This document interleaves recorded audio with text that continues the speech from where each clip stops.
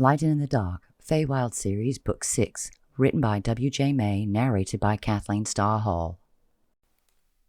Chapter 13. "Are you with us, Mujisa?" Solomon's voice was soft, and she felt his fingers brush against her cheek. "Open your eyes." Gilly brought herself back to consciousness, cracking her eyes open to find the dev hovering over her, a look of worry on his handsome face. Relief changed his expression, and he gave her a grin. "There you are. Feeling okay?" "I'm not sure if okay is possible anymore, but I'm alive." Gilly sat up, rubbing her eyes, then blinking twice when they fell on a figure standing behind the dev. "Who is that?"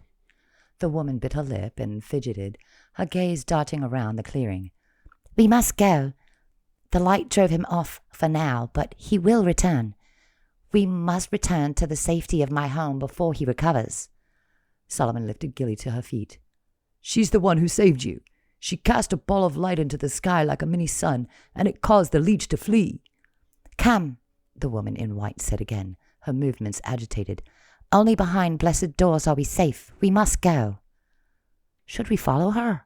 Gilly croaked, then winced as a shaft of pain went through her brain, an after effect of the vamp's attack. "I don't see any other options at the moment," Solomon admitted. "And though you know how little I relish trusting strangers immediately, she did drive off the vampire, so I'm inclined to give her the benefit of the doubt." They set off after the woman in white, Solomon sticking close to her like a mother duck to her duckling. Gilly was grateful for his closeness.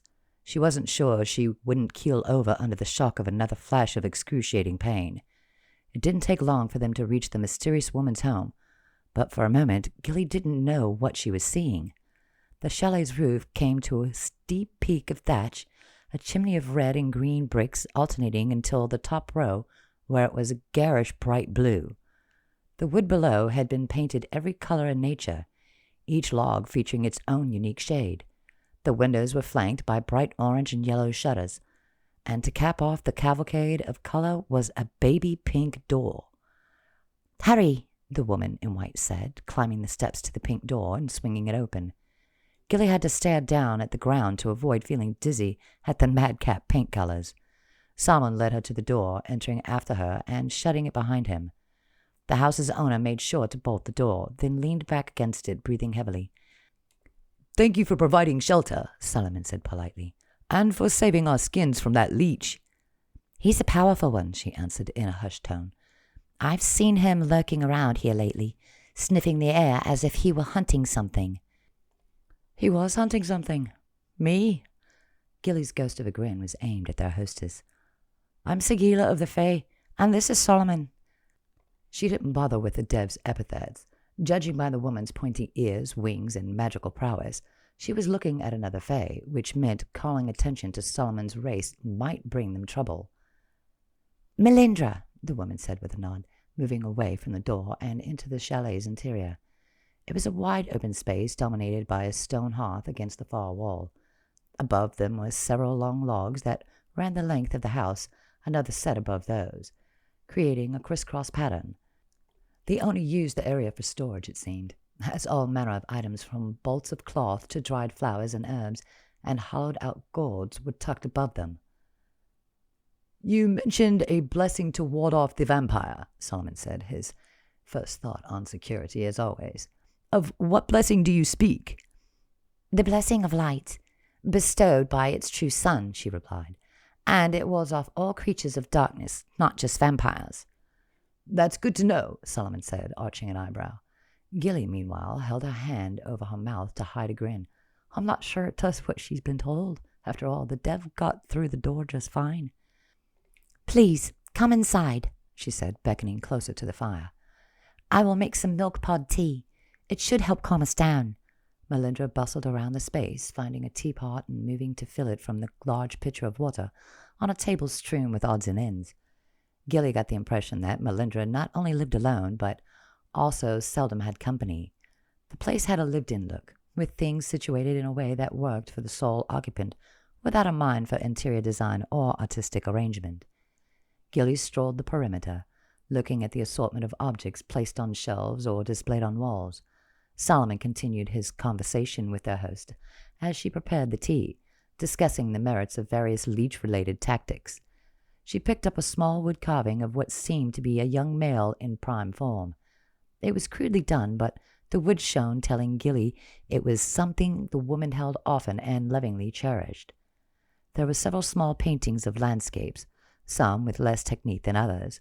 Others were sheer perfection. In the corner of each was a stylized M. "Did you paint all of these?" she asked their hostess.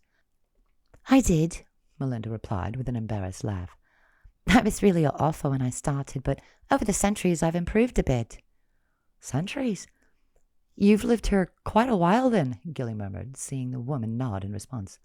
"Centuries spent in this little chalet all alone, teaching yourself to paint and carve and sew, whiling away the ages focused on hobbies to assuage the loneliness inside?"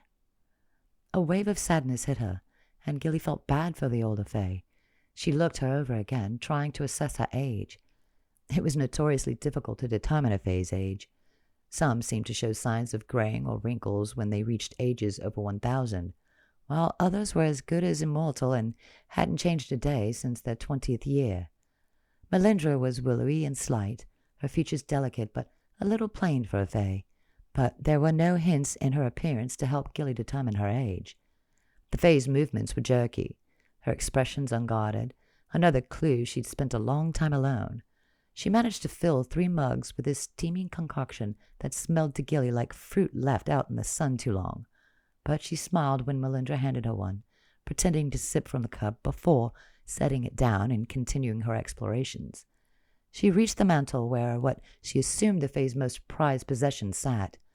There was a crystal ball set on a golden base, a bowl full of small bones worn down with age, and a vase of roses the color of blood.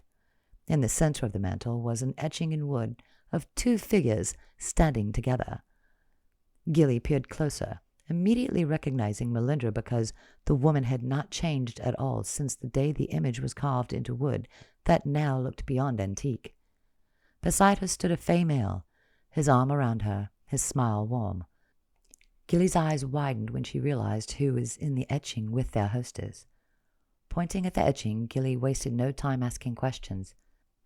"This is you with Prince Eddard of Valencia," she said. "What is your relationship with the prince?" Melinda blinked at her, 2 bright spots of red appearing on her cheeks. "The prince? He's the ruler of Valencia. I was once his subject." "Not every subject has an etching with Eddard," Gilly insisted. "What are you to the prince?" "Gilly," Solomon said softly, coming over to put a hand on her shoulder. "I'm sure there's an explanation. There's no reason to get upset." "I'm not upset. I'm interested. Why would the Prince of Valencia put his arm around one of his subjects and stand for a portrait with her?" She turned back to Melinda, her tone turning hard. "Unless you're important to him in some way. So explain, please." "It's nothing," Melinda insisted, waving her hand dismissively. "I worked in the palace, and we formed a friendship. But I haven't seen the prince in millennia," she said, her voice trailing off. Gilly detected a note of sorrow in her tone. Sorrow and something else more difficult to determine. "You worked at the palace. What job did you hold?" She wasn't willing to give up on her interrogation. There was something about her uncle that had rubbed her the wrong way, despite his friendly demeanor. Running across a woman with a connection to her uncle in the rough during the onslaught of a rogue vampire seemed a coincidence too fantastic to be true. "Gilly," Solomon called again, "you're borderline rude at this point. Our hostess doesn't owe us any answers." "I disagree," she replied, weaving around the dev to approach their hostess. "I think there's something going on here that we don't know. Did Eddard engineer this whole situation? I thought we escaped Valencia too easily, and not one Fae has come for us since we left. Is that because he was planning to set us up?" Melinda shook her head. "I don't know anything about any of that. I was coming back from my foraging looking for night-blooming herbs and fresh mushrooms." She turned out her pockets, laying the finds from her foraging out on the table. "See?" "Tell me what the prince is to you," Gilly growled, grabbing the woman by her shoulders. The moment her fingers connected with Melinda's form, a jolt of power went through her, causing Gilly to stagger backward and fall to her knees. "Who are you?" she asked, shaken. Melindra's face fell, and as Solomon came to Gilly's side, she retreated to seat herself in one of the chairs facing the hearth. "What did you do to Gilly?" Solomon cried, anger filling him. His harsh tone only made their hostess's shoulders sink further. Melindra's face was ashen. "I know who you are now," she said, her words infused with regret. "And I know what you've come for." She looked at Gilly, sadness writ large on her features. "It is time at last for the truth to be revealed." "What truth?" Gilly asked while Solomon bent to lift her gently into his arms and place her in the chair beside Melindra's. "What do you mean?" "It was long ago, when I still lived in Valencia. When I had an apartment in the royal palace, in fact. That is where all the trouble started." "What trouble?" Solomon asked, leaning back against the table and crossing his arms over his chest. "I came to the palace as a young acolyte, but my talents preceded me. As the only true seer in a generation, my star rose quickly, quick enough to attract the notice of a certain prince." "Eddard," Gilly filled in for her, when their hostess seemed to lose herself in her thoughts. "You met Prince Eddard. Then what happened?" "It doesn't take long for a woman like me to become infatuated. He was everything a Fae girl wanted. Handsome, dashing, polite, powerful, rich, attentive." She sighed, the ghost of her past on her features. "How could I not fall in love with him?" "And how did the prince feel about you?" Solomon asked, his tone gentle. A small smile appeared on her face. "He loved me back, or so he told me. He had plans for us, plans for our future. I would become High Mage of the realm, and he would take over for his parents and rule the realm. Together, we'd usher in a new era of peace and prosperity among our people." She turned to look at Gilly, her eyes haunted. "Only one thing stood in our way." "What?" Gilly asked, afraid she already knew the answer. Melindra let out a tragic sigh. "Your mother." Chapter 14. Gilly didn't know how to respond. She distrusted her uncle from the beginning, at first because of his role as prosecutor in Solomon's trial, but after their meeting, she'd gone away thinking there was something the prince wasn't being completely honest about. "And now I know I was right." "I thought I had it all," Melindra said wistfully. "My abilities were valued, envied even. Few Fae possess foresight, and even fewer have the ability to prophesize. I felt special, even more so when Ed had turned his attention to me. Dreams of spending my life by his side, sharing his crown and his responsibilities, having a family of children that looked like their father, they flooded my mind, leaving room for little else." "What happened with my mother?" Gilly asked, impatient to know how things had unfolded back then. What exactly had led to her mother's exile and the revelation of the prophecy of the coming apocalypse? "There was something about the infant your uncle could not stand," Melindra revealed. "From the beginning, I could tell he didn't like his sister. At first, I chalked it up to his annoyance with all things babies. Incessant crying, babbling at all hours. You know, sometimes the male of the species isn't the most nurturing." "Sometimes the male is spoiled and unwilling to share the spotlight," Gilly muttered in response, remembering how her uncle had preened in front of his audience. Melindra nodded sadly. "I realized that might be the truth, as your mother grew up into an adorable little girl, and Eddard hated her with a passion. He was still my handsome, dashing prince, but there was a sliver of darkness in him, a sliver I overlooked for far too long." Gilly looked on, trying to keep her temper intact, but Melindra cut such a pathetic figure. It was hard not to feel sorry for the woman. Her voice broke when she spoke again. "I was a fool, too in love with him to see that he was using me. It wasn't until he revealed his diabolical plan that I had doubts, but he was so charming. He convinced me that we were in love. I would do anything for him, and that was my downfall." "Please," Gilly said, leaning forward and putting a hand on Melindra's arm. "Tell me what he did to my mother, what he did to his own family." "It would be easier to show you," she said with a sniff. Their hostess leaned back in her chair, closing her eyes, her fingers gripping the armrests. Mist began filling the room, and Solomon tensed and took up a fighting stance, ready for whatever might happen. But it wasn't a fight that was about to break out, but a journey back in time. The mist surrounded them, turning the world white. It was the night of the Harvest Moon Ball, Melindra's voice carried through the mist, and suddenly the whiteness resolved itself into an image of the palace ballroom, decorated in its characteristic over-the-top fashion. Boughs of free evergreen hung from the mantels of the half-dozen fireplaces, streamers of thin fabric swooping down from the ceiling. Glittering lamps, chandeliers filled with hundreds of blazing candles, and dancing fairy lights, as the floating colorful orbs were known, swirled above them.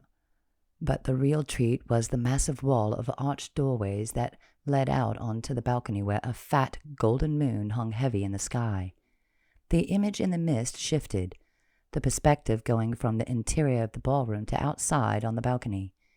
Gilly found herself standing next to Solomon on the tiled floor, looking out over the wooden railing to the gardens that lay below. She could make out two figures, one male, one female, who walked the hedge maze together in the night. Their voices echoed in the night, climbing the balcony so that Gilly could hear them perfectly.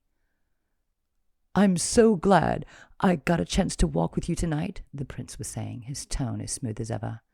"You are by far the prettiest belle at the ball, and I couldn't wait for the chance to get you alone." Melindra let out a high-pitched giggle, her excitement apparent. She was wearing a ball gown with a bright red bodice that belled into a wide skirt with stripes of green, blue, and purple. Tucked in her curls were flowers of yellow and pink. Although their hostess was by no means ugly, Gilly doubted that she'd hold a candle to some of the other fae present that night, especially in that outfit. "Will you announce my ascension this evening, Your Highness?" By the reedy quality in Melindra's voice, Gilly knew the question was important to her. "Must we talk about work tonight?" Edith griped. "Here we are, bathed in moonlight, standing close to one another, the sound of music floating out to us in the night. Aren't there more pleasing things we can talk about?" "I'm sorry," Melinda said, contrite. "It would be inappropriate to take the attention away from your sister in any event. It is her birthday this week, so the ball is practically in her honor." "Like hell it is," Edith spit, the change in his mood catching Gilly off guard. "This has always been the Harvest Moon Ball, long before the little brat was shat out into existence. She won't claim this like she's taken over everything else." The vitriol in the prince's voice stunned Gilly. Solomon grabbed her hand then, and she was grateful for the support. "Even though this is a memory, I want to leap over this railing and kick my uncle's no-good behind." "That was unkind, Your Majesty," Melindra said, her voice as soft as a whisper. "What is unkind is the way my parents have treated me of late, expecting me to share the throne with that ungrateful whelp. We'll see about that." Melindra frowned, then froze suddenly, putting a finger to her head. Edward continued his rant, paying her no mind, when the woman fell to the ground and began to convulse. "The Princess of Darkness returns to her home," she said, her voice deep and unlike the one she'd just been using. Her limbs shook as her voice sailed out into the night. "The prodigal daughter's return will set in motion the Great Annihilation, the end of all evil things in the web." Gilly's eyes widened, and she leaned over, realizing the parallel between the words Melindra was speaking and the prophecy she'd seen carved into the temple walls in Valencia, except it was different. "Her offspring will herald the end times," Melindra of the past continued. "One brings the beginning, the other the ending. The realms of the adversary of old will crumble and be remade in the light." She continued to thrash, her head whipping back and forth as she finished the prophecy. "Love will drive out hate, and the adversary himself will be banished from the web for all time." Suddenly Melindra went limp, her head falling to the side, her limbs motionless. Edward stood over her, his face impassive. Then suddenly a wide smile broke out over his face. He crouched beside her, patting her cheek. "Wake up, High Mage of Valencia," he said gently. "It's time to take your place in the Pantheon of Seers." Melindra's eyes blinked open, and she looked exhausted. She let Edith help her to her feet, but she remained unsteady, holding on to his arm to keep her balance. "Does this mean—" Edith nodded, patting her arm. "I will make the announcement tonight, but I hope you will do something for me in return." "Anything," she said, beaming up at him, a woman deep in the throes of love.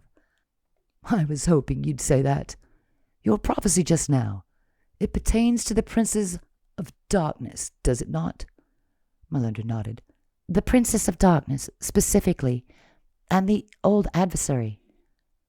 Shiaton himself? Eddard confirmed. Melinda winced at the evil one's name, but nodded to answer the prince's question. When he spoke again, her eyes went wide. What if it wasn't about them? I don't follow you, Melinda said. Things will happen just as I foretold them. They cannot be changed. You and I know that, but the rest of my subjects do not. What if they thought the prophecy wasn't about the 17 hells, but about Valencia? I don't follow you, she repeated, and Gilly saw her put a little distance between herself and the prince. Eddard, however, wasn't ready to let her out of his clutches. He moved to enfold her in his arms. Kissing her cheek, he spoke softly, but Gilly could still hear her uncle's words. What if the princess in question isn't a hellspawn, but a princess of our realm instead? Can't you see, he said, cupping her cheek gently. This is the opportunity I've been waiting for, my chance to rid myself of my annoying sister once and for all. She's just a child, Melinda said, confused. She's not a threat to you. Maybe she isn't now, but she will be, he said, his voice filled with confidence. You may be the seer, but about this fact, I'm the authority. Stroking her face, he filled his expression with affection. She's the only thing that stands in the way of my happiness, he told her. Surely you would see me happy, wouldn't you, beloved? Gilly saw Melinda swallow hard. But the prophecy, she said, struggling to articulate her objection.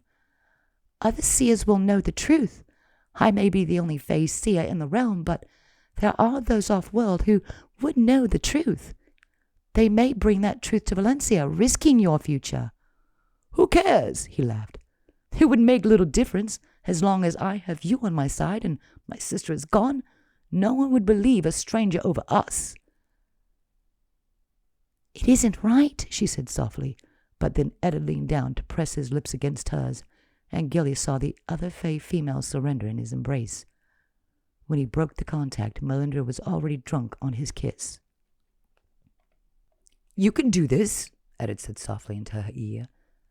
The princess of the Fae, my own sister, will bring about the apocalypse by returning to Valencia from off-world. The realms of the Fae will crumble to the adversary and be remade in darkness, and love will be driven out by hate. He pulled back to stare into her eyes, his expression tender. And you and I will join forces and rule the realm, keeping it safe from my sister's evil machinations and basking in our subjects' joy and adulation. Melinda was conflicted. Gilly could see it plain on her face. Do you love me? Eddard asked her, kissing her softly. She nodded. Yes. Then do this for me, and you shall have me forever in your debt, not to mention my undying appreciation and devotion. The look on the prince's face, one of a besotted male in the arms of his mate, would be difficult to ignore for any female, especially one already deeply in love with him. I will, she said at last, then held on tightly as the prince kissed her senseless. That leafing bastard! Gilly hissed, her anger at her uncle overflowing. Solomon watched her, his expression a mix of rage and concern. This cannot stand, she told him. The Fae of Valencia need to know the truth. Solomon looked down at the couple canoodling under the heavy moon. The truth is a fickle thing, he said after a moment. Sometimes sharing the truth blows up in your face, he warned. And sometimes the truth topples the rule of a man who would exile his little sister from the only home she'd ever known, Gilly countered. Let's hope your version is the one that wins, he replied softly. Chapter 15. The mist of memory swirled around them, the scene shifting away from the palace gardens under the harvest moon to the clearing outside the chalet they currently inhabited. Gilly took a seat on a stump, not sure if her legs would support her for much longer. Rage made her weak, the revelation of her uncle's intent having shaken her to the core. The prince led Melinda through the trees toward the clearing. The seer was wearing a blindfold, her hands out in front of her to help her navigate beyond Eddard's paltry instructions. Almost there, beloved, he told her, looking bored. And stop! Eddard ripped the blindfold from her eyes and swept his arm out in a dramatic motion. "Look upon your love nest!" Melindra's eyes widened with awe. "What is this place?" "It's our place," Eddard told her, pressing a quick kiss to her cheek. "Our secret special place where we can be together." "But I thought we were together in the palace," Melindra said, confused. "We will be together in the palace, love, but the timing right now isn't good. After the fallout from the prophecy has died down, I'll bring you back to my side, but for now, it is best that we keep you safe here." "Where is here?" She looked around her at the unfamiliar forest. "This isn't Valencia, is it? I felt the swoosh in my stomach that I get whenever I travel by portal. Where have you taken me?" "The rough," he admitted, then hugged her when she began to protest. "It's nothing to worry about, I swear to you." "Nothing to worry about? Thieves and killers haunt the rough. Creatures of supreme evil." "Those are just rumors," he told her, patting her in a patronizing fashion. "You'll be completely safe here." "You're going to leave me here alone?" Her pitch climbed as panic confused her voice. "Among the thieves and murderers and hellspawn?" "Of course not. I'll be back often, sneaking away whenever I can. How could I leave my beloved alone for long?" His words and gentle kisses seemed to mollify Melindra, Gilly noticed. Disappointment flooded her, not only at her uncle's treachery, but at the ease Melindra gave up her autonomy to him. She's lost in love, Gilly thought, and she hasn't managed to find her way out yet. Her eyes flicked to Solomon, who was watching the scene unfold from beside her. The dev's features were as attractive as always, his dark eyes liquid pools, his nostrils flaring slightly when he found something distasteful. Oh, and those lips. I could spend an eternity learning those lips and still want to know more. Gilly sighed, realizing that blaming Melindra would get her nowhere. "I know what it's like to be lost in love. Even when everything inside you screams out a warning, you still fall helplessly for him. This evil will be laid squarely at my uncle's feet," she told herself, then watched as Eddard swung Melindra into his arms and carried her into the chalet. "When this whole prophecy thing has died down, and the people have forgiven their high mage for foretelling the apocalypse, I will come back to claim you, and will be wed in front of all of Valencia, my parents included." "Will you have their blessings, you think?" Melindra asked, her tone full of worry. "After the prophecy, I get the feeling they might not be too keen to have a seer as a daughter-in-law." "Nonsense," Eddard said, shutting the door behind them. The mist shifted again to continue the scene, this time inside the chalet. The prince set Melindra on her feet and waved his arm dramatically, waiting for her to be impressed. "I've built this place especially for you. It has everything you need for your short stay." "Everything but you," Melindra pouted, putting herself back into his arms. "Can't you stay just for tonight, to help me get settled in?" "I cannot tonight, beloved," he said, kissing her forehead and then extracting himself from her grip. "There is an important council meeting, and I'm needed there. But I'll come back as soon as I can." "Please don't go," she called out to him. "I'm afraid." Gilly thought she caught a tinge of irritation in the prince's expression.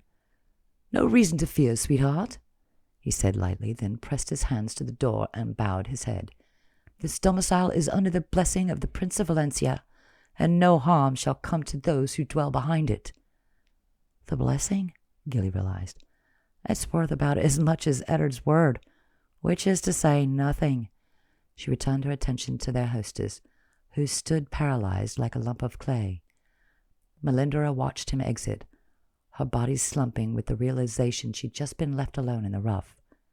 She stood there for a long moment before setting off to explore. Stopping at the mantel that was bare, save for the wooden etching of the two of them, a ghost of a smile appeared on her lips. "It's only for a short while," she whispered to herself, the words carrying to Gilly's ear without trouble. "Then he'll be back for you." Gilly watched as Melindra took a seat at the table and stared out the window at the clearing, her gaze watchful, as if counting the minutes of his return. The mist swirled and the light changed, although the scene did not. They were still inside the chalet, and Melindra still sat at the table, this time with a paintbrush in her hand. She painted a stroke, then cursed, moving to wipe the paint away with her finger. Another shift, and another painting, this one a little better. The scene continued to shift, and Gilly realized the years were passing. She watched countless Melindras putter around the chalet, painting, sweeping, and carving figures out of wood. But mostly she sat at the table and stared out at the clearing, longing plain on her face. "He never came back, did he?" Gilly asked softly. The mist melted suddenly from around them, and she saw tears on the present-day Melindra's face. "He did.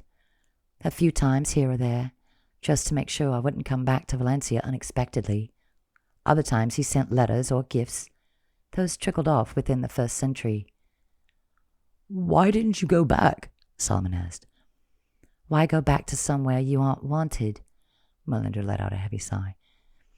"I might not have been bright back then, but after enough years, even I could see that I had been duped, tricked, left behind to rot in the rough, while Ed had manipulated his parents into giving him control over the realm. Without a sister to contest it, he became the sole leader of Valencia." "What about his parents?" Gilly asked, wondering what her grandparents were like. "Why did they cede rule to their son?" "The loss of their beautiful daughter was a shock to their systems.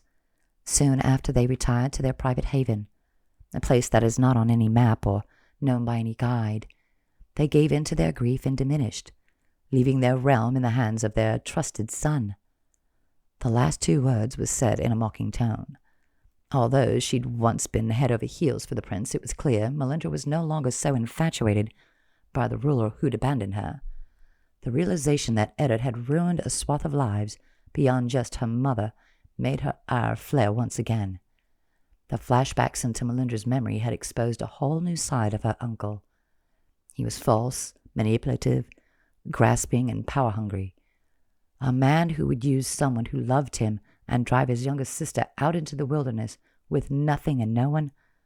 He's a leafing monster. Events were now clearer to her.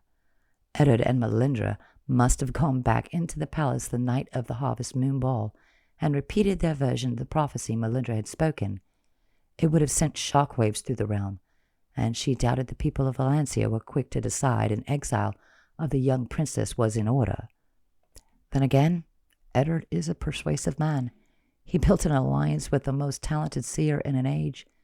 What's to say he wasn't doing the same with other talented people in the realm? She now understood what had been behind her mother's exile. Her folks thought they had all the evidence, thought their daughter was a real threat because their firstborn son insisted she would bring about the realm's destruction. With the seer who'd never given a prophecy that hadn't come true backing him up, she could see why they'd acted as they had. Still, it doesn't excuse tossing your child out into the web without a safety net. Gilly didn't know if she'd ever be able to forgive them for their role in her mother's exile. She did know for certain that Prince Eddard didn't deserve forgiveness. He needs to be taught a lesson. The prince's perfidy wasn't the only revelation tonight. Gilly understood now that her mother had created her own realm, a place as wild as her emotions must have been then. Her mistrust of others probably ran so deep that she isolated herself from them entirely, creating her own consort to keep her company and then begetting a race of her own. Fae without wings, perhaps to represent what she lost. There was a heavy feeling knowing the pain and hurt her mother must have experienced. A feeling I know something about, Gilly realized. My own mother abandoned me too, in a way, giving me over to the crone to raise. While the crone might have been her mother in an alternate form, the old hag had never treated Gilly in an affectionate way like a mother should. Then she separated me from my twin, cutting us both adrift. Like her parents before her, Elspeth had been manipulated by deception. At least it was some off-world sorcerer and not her own brother, Gilly thought wryly. A sudden wave of longing hit her, dragging her under the surf to wallow in her sadness. I wish my mother were here to hold me, she thought, fighting tears. Or maybe I would hold her and sympathize with her over how badly she was treated by her own. Solomon's arms wrapped around her shoulders, pulling her tight to his side. She appreciated his warmth and the comfort his arms brought, but it couldn't entirely soothe away her hurt. "I'm sorry," Melindra said, coming forward with bowed head. "I wish I could take back what I did. There is really nothing I have to justify it, and I have regretted it since the day I allowed your uncle to convince me to lie." Gilly looked at her, unsure of how to answer. Part of her was filled with sympathy for the plain fae who'd been enchanted by a handsome prince and caught up in his schemes. But the other part wasn't ready to forgive her. Not yet. She made her choice, and it was the wrong one. Melindra might be sorry, but she'd done nothing to make things right. She was about to say as much, but before Gilly could speak, there was a banging at the door. She clutched her chest, worried the vampire had returned. The three of them looked at one another, and Gilly could tell that the other two were just as creeped out as she was. Who or what is on the other side of that door, she wondered. The memory of the prince's blessing came to mind, which only served to increase her anxiety, knowing there was nothing protecting her but the useless words of a liar. Summoning all the courage inside her, Gilly made her way toward the door and whatever was on the other side. Chapter 16. The knocking continued until it was joined by a frustrated female voice. "Open up already," it demanded. "I know you're in there. I can hear you for leaf's sake." "Is Phaedra?" Gilly froze, turning back to look at Solomon, who had also recognized the Fae's voice. Solomon shrugged, his eyes flicking back to the door when the pounding on it increased. "Open the leafing door," she hollered, shaking the knob. "I don't want to break it down." "You can't," Melindra called. "The door has been blessed." Rolling her eyes, Gilly moved forward to open the door. Phaedra burst in, her face a mask of anger. "There you are. Do you know how much trouble you have caused?" "I guess you found Holly then," Gilly replied with a shrug of her shoulder. "I didn't, but a contingent of guards did when your spell broke after leaving the realm. They brought her to me, but you've won the human over to your side, so Holly didn't spill a word of what happened to the two of you." Gilly beamed with pride, but Phaedra bit off another curse of annoyance. "Good thing I managed to find Taylor hiding out in the Great Library. She confessed her part in the caper, and I set off here to find you." "And how did you find us once you landed in the rough?" Solomon asked in a casual tone. Gilly could tell from the stiffness in his muscles that the Dev wasn't pleased to see his adversary once again. Phaedra let out a snort. "That wasn't difficult in the slightest. Taylor told me you were headed for Grandel's batch. The village is still in an uproar, by the way, over whatever it was you stole from the Elder Fae mansion." "We didn't steal anything," Solomon grumbled under his breath. "Blaming it on the fox fellow, eh?" Phaedra asked. "I heard you were running around with him as well. Most of the townsfolk seem to have memorized your description, so I knew you were no longer there. What I didn't know was a leech was stalking the woods outside the batch." "How did you avoid him?" Gilly asked, curious. "I would have thought he was still lurking around out there, waiting for another chance to coax Holly's location out of me." "I saw him once only for a moment, hiding behind a tree. I felt that someone was stalking me, but someone is always stalking me in the rough. I'm not exactly what you'd call popular here." Phaedra's grin was self-deprecating. "I expected him to make a move, but he didn't." She shrugged as if to say that was what happened in the rough. "He wants Holly," Gilly told her. "Keeps trying to get her location out of me, but I haven't told him it. I believe it's the leech who considers her his mate." Phaedra frowned. "That sounds like trouble, but right now, I'm here for trouble of another sort." "What do you mean?" Melindra asked, her hands knotting together nervously. Gilly realized their hostess was afraid Phaedra's visit involved her, but the relentless one quickly disabused her of that notion.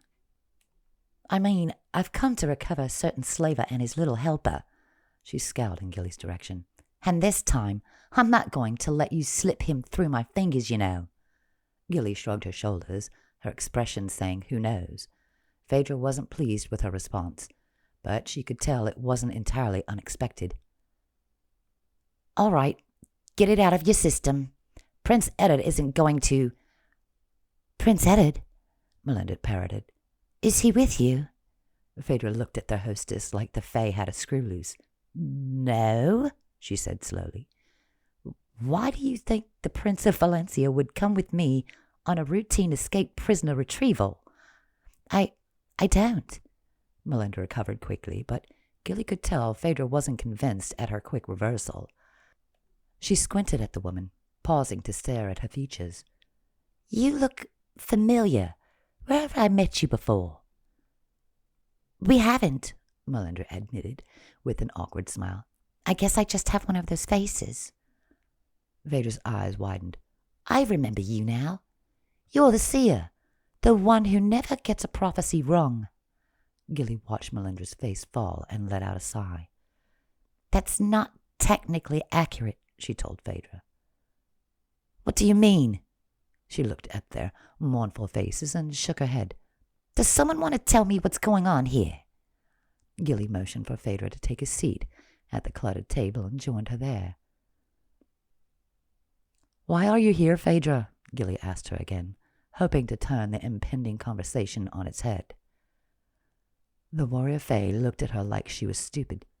To bring the fugitive Dev to justice for his crimes against the crown and the people of Valencia. You know that, Gilly.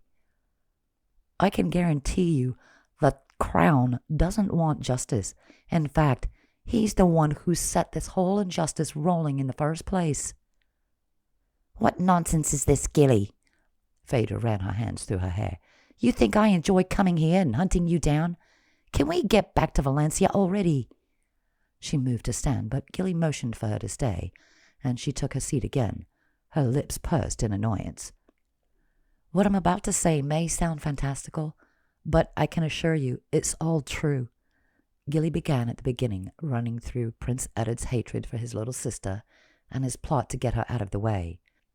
She told Phaedra about the true prophecy and Edward's plan to subvert it, to make it about Elspeth as a pretense for running his sister out of the realm.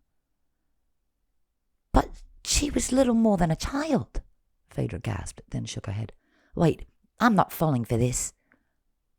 There's nothing to fall for. You recognize the seer herself. Melinda's true prophecy was about the end of darkness in the web, not light. Edward engineered a convincing lie, then used it on his parents to force their hand. Phaedra, the relentless, leaned back in her seat, considering what had just been revealed. Even if all this were true, what can we do about it now? Elspeth was exiled eons ago. She moved on, started her own world and her own family.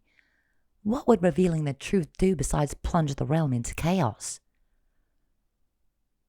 You seemed infatuated with justice just a moment ago. Solomon spoke, his voice soft but filled with iron. And where's your lust for justice now, when it's one of your own who is accused? Phaedra stared at him, the corners of her lips turning down. Gilly could see that the Dev's words had an effect. Gilly reached across to grasp her hand. I know it sounds hard to believe, but the seer knows the truth. Take her back to Valencia with you and expose the prince's lies. You mean take her back to Valencia with us?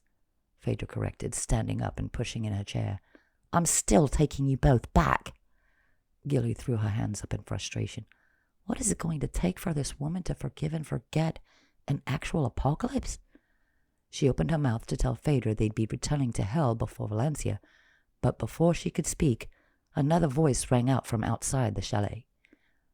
Sounds like serious business in there. The room froze. Phaedra stiffened, her face turning white. I recognize that voice, she admitted. It belongs to a vampire.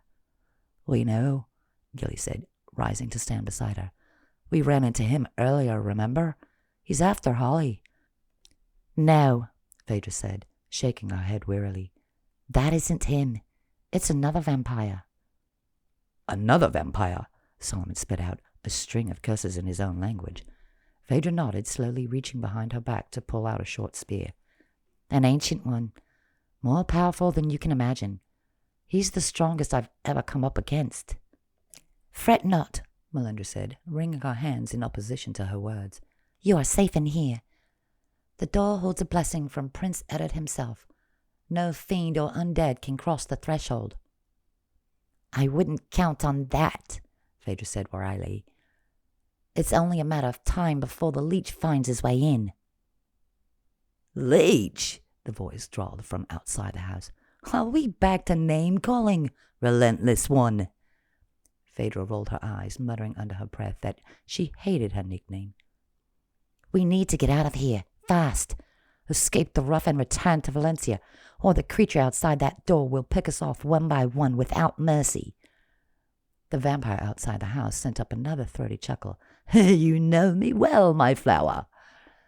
Phaedra looked angry enough to breathe fire, but Gilly couldn't understand the exchange that was happening. What does he want with you? And what's stopping him from charging inside to take you? Phaedra opened her mouth to reply, but the vamp beat her to it. Nothing is stopping me, wingless Fae. I just like to let the anticipation build. The four of them inside the chalet stared at one another, the tension in the room climbing. How are we going to get out of this? Gilly wondered, biting at her nails. Not one, but two vampires were out for blood. Nothing stood between them and death by draining by the flimsy fake blessing of a putrid prince. Come on, out, relentless one, the vampire called, his voice turning seductive. We have much to catch up on, don't we? Go away and leave me alone. I have nothing to say to you, and you know it. Phaedra was bristling with anger or shaking with fear. Gilly wasn't certain which one was accurate. Is that any way to talk to your oldest friend? Gilly's eyes shot to the warrior Fae and caught a glimpse of hurt before Phaedra's mask went back into place. You're not my friend, she growled, clutching her spear tight. Step 1 foot into this chalet, and I'll drive this wooden spear through your black heart faster than you can say friendship. Another dark chuckle reverberated around them. It's good to see you're still a comedian. As the pair bantered back and forth, Gilly inched closer to Solomon, winding her arm through his. If this is my end, at least I'll be beside him when I meet it. Suddenly a dark shadow passed by the window that looked out on the clearing. The house started to shake, 1,000 vibrations coming together as another shadow passed before the window. A shadow with 8 legs. Chapter 17. The house shaking around them, Gilly clung to the dev to keep herself upright. Those better not be what I think they are, she thought as she noticed the multitude of clicking sounds impacting against the side of the chalet, then the thump of bodies hitting the thatch roof. Despite her desire to avoid the confrontation that had been postponed when she was dropped on Ahrimanabad without the sorceress, she was nearly certain a reckoning was about to come. It's the vampire, Phaedra grunted, her face dark like a storm cloud. He's trying to frighten us into coming outside. I'm afraid that's not entirely accurate, Gilly said, then was interrupted by a moan from Melindra when the crystal ball dropped off the mantelpiece and shattered against the stone floor. Arm yourselves, Phaedra shouted, holding her spear in one hand and a diamond-bladed dagger in the other. When the vamp breaches the perimeter, we're going to hit him with all we've got. It's not a vamp, Gilly insisted, moving closer to the window. The sight of the diminutive, dark-haired sorceress confirmed her assessment. It's the Empress of Spiders. She's come for me at last. Wilhelmina Timon, the self-styled Empress of Spiders, was as impeccably dressed as Gilly had ever seen her. Draped in a fitted black gown with red ribbon accents, she smiled warmly at the pale male figure, also dressed in black. She waggled her fingers at him in greeting, and Gilly held back a moan. That tiny thing, Solomon huffed when he bent down beside her to see what Gilly saw. That's your Empress of Spiders. She's not an empress, Gilly shot back with a scowl. And the size of her body doesn't worry me. It's the scale of her power that matters. As if to emphasize the point, she watched Willa snap her fingers, and from the 4 surroundings, a multitude of arachnids flooded out of the forest. There were spiders of many sizes, but none smaller than a fist, and some the size of large dogs barreled toward the vamp at Willa's behest. The leech is retreating, Solomon observed, and Phaedra rushed forward to shove him out of the way and see for herself. Impossible, she muttered, eyes wide. The vampire confirmed his departure with a farewell. Goodbye for now, Phaedra, His voice boomed through the interior of the chalet. "See you very soon." The voice faded, and Phaedra straightened, looking a little lost. "Right," she said, getting her bearings back almost instantly. "We've gotten rid of our leech infestation, for now, but it looks like we've got a new kind of pest in our midst." "Spiders," Melinda added, shuddering with disgust. "I can't stand them." "I'm afraid they're not interested in your perspective," Phaedra replied, annoyed. Turning to Gilly, she demanded a rundown on their new adversary. "What are we looking at here? High-level magic user with a maniacal bent?" Gilly nodded.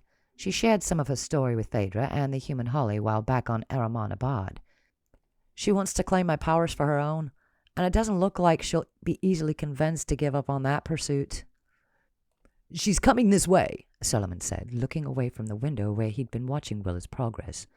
"What do we do?" "Pray," Gilly said a moment before the front door exploded off its hinges. Willa walked in, a wide smile on her face. Crossing the threshold, she scanned the interior and clapped her hands, giggling with evil glee. Gilly stiffened as sudden ties of air wrapped around her. She struggled, immediately reaching for her powers, but her efforts were in vain. Her powers were just out of reach, and now she couldn't move because of the sorceress's spell. A quick look around the room showed she wasn't the only one trapped by Willa's magic. "Well, well, well," Willa walked toward Gilly at a leisurely pace, looking the Fae over critically. "It's about time I tracked you down again, and along with some powerful friends as well, I see." The sorceress tapped her on the nose.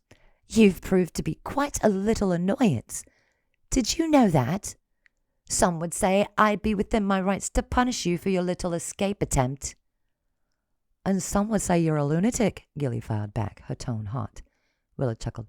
"I've been called worse." Her eyes flicked to Solomon, who was grunting loudly while trying to break out of his bonds. "And what do we have here?" She leaned in to sniff at him, her smile widening. "Ah, yes, I remember you from our little spat in that one's dream." Gilly remembered the nightmare then, the battle between Willa and Solomon that had ended in the Dev's victory. Willa's eyes filled with appreciation. "That was quite a trick you pulled off that night. Perhaps I can make use of your powers as well. Why not take them, since you're here?" "No!" Gilly yelled, but it was overcome by a roar from Solomon. She could see him bulging, his muscles tensing as he attempted to transition into his monstrous form. He began to grow taller and broader, two tusks jutting from his mouth, but suddenly his eyes went wide and he froze. Then the effects reversed themselves, and the Dev reverted to his normal form with an irritated huff. "The ritual will be simpler if I don't have to deal with all 9 feet of you," Willa said by way of example, then continued her explorations of the chalet and her prisoners. "And 2 more Fae to round out the collection," she said, tapping her chin. "There might be a use for you if I— No, Willa, don't get greedy. Look at the bounty you've already got." She came to a stop in front of Gilly, her smile predatory. "You're the real prize," she mused, looking Gilly over. "Although you did make me work for it. So maybe I will drain your friends. Suck you all dry. I've been doing that a lot, you know, absorbing others' powers to fill my arsenal for a move against you and your ragtag gang of adventurers." Her tone was sarcastic, and it grated. Gilly was over the rude sorceress and her incessant preening. "Is this little presentation for my benefit? Because I don't need an exhaustive list of your comings and goings." Willa started. Shifting her stance, she narrowed her eyes to stare Gilly down. "Your smart mouth doesn't help the situation." "I disagree. If you're going to destroy me, it does no good to cower in fear. That's what you want, isn't it? Well, I'm not going to give you what you want. Make your threats and act on them if you like, but don't expect me to play any part in your little melodrama in front of your captive audience."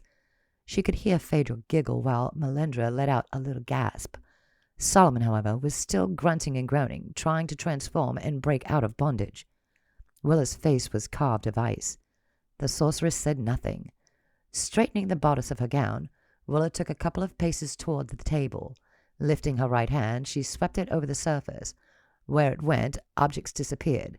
until everything that had been on the large table vanished. A snap of the raven-haired woman's fingers brought to life a multitude of candles that appeared on the table's surface, arrayed around a cavity in the center that resembled the shape of a body laid out on its back. "My things!" Melinda cried, her face filled with shock. Gilly knew it must have been quite a challenge for the former high mage to adjust to a group of strangers descending on her quiet chalet and turning her life upside down. But as much as she felt for the woman at the moment, she wasn't sure if she could forgive her for the role she'd played in her mother's exile. "You first," Willa said curtly, pointing her index finger in Solomon's direction. It brought Gilly out of her reverie, and she turned to look at Solomon, still held fast beside the window. The dev growled at her, his body going rigid, arms hanging stiffly at his sides. Gilly watched as he levitated off the ground, his form shifting, moving horizontally and floating over to be placed perfectly among the candles on the table. "There," Willa said, dusting off her hands as if she'd done the manual labor herself. "Now the ritual can begin." "Leave him alone," Gilly said through gritted teeth. "I'm the one you want. Just take me and go, and leave the rest behind. Their powers mean little when compared to mine. I'm the daughter of the Fae Queen, remember?" "As if I could forget," Willa replied tartly. "And don't worry. You'll get your chance. But I've never been one to refuse a snack, even before a big meal." She held her hand against the side of her mouth as if imparting a secret. "You should see me at a buffet." Phaedra let out a guffaw of laughter, and Gilly turned to eye her angrily. "What?" the Fae warrior said with a shrug. "It was funny." "You do realize that after she takes our powers that she's taken yours too, right? That or worse?" Gilly pursed her lips, exasperated by Phaedra's unpredictable attitude. "Sometimes I think you're contrary because you can be." Phaedra sniffed, her smile loosening. "You wouldn't be the first to say that." Willa let out a huff of frustration at not being the center of attention at all times. "If you're finished with your little spat, ladies, I've got work to do here." "Oh, by all means," Phaedra drawled out in an overly solicitous tone. "Don't let us keep you from your very important duties." Willa grunted. "You might not be worth draining. Maybe I'll feed you to my pets instead." Gilly saw the warrior's gaze flick to the window, where a fat spider was crouched on the other side. His hairy legs flexing rhythmically, her face remained impassive, but she swallowed heavily. Willa moved to lean over the dev, looking into his face with an expression bordering on sympathy. "I'm afraid this will hurt." She stroked her finger down his face, and Gilly tensed, jealousy burning her. Even in this extreme circumstance, she knew at that moment that she had it bad for Solomon. If they somehow managed to make it out of here alive, they were due for a long conversation. The sorceress moved away, taking a stance at the center of the table and holding her hands out over the dev's midsection. She closed her eyes and spoke softly to herself, preparing herself to drain away what remained of Solomon's powers. Gilly's heart ached for the man on the table. She struggled against the bonds of air, struggled to find purchase and pull on her powers, but nothing worked. Her eyes went to Solomon's face, and what she found there broke her heart. His expression was solemn, but his eyes held a fear that shook her. For a moment she thought he was worried about the effect losing his magical powers would have on him. But then Gilly remembered that he'd willingly given up his most powerful abilities for the good of the people on his family estate. The realization that he was afraid for her made her chest physically ache. He knows that once she's taken his magic, he'll have even less of a chance of defeating her and rescuing me from the sorceress's clutches. He wants to protect me, but he can't, and that scares him. "I'm not going to let her get away with this," Gilly swore, even as her helplessness hollowed out her insides. Desperation gripped her as tightly as her bonds did, and for the first time since meeting the dev, she was in serious fear of losing him.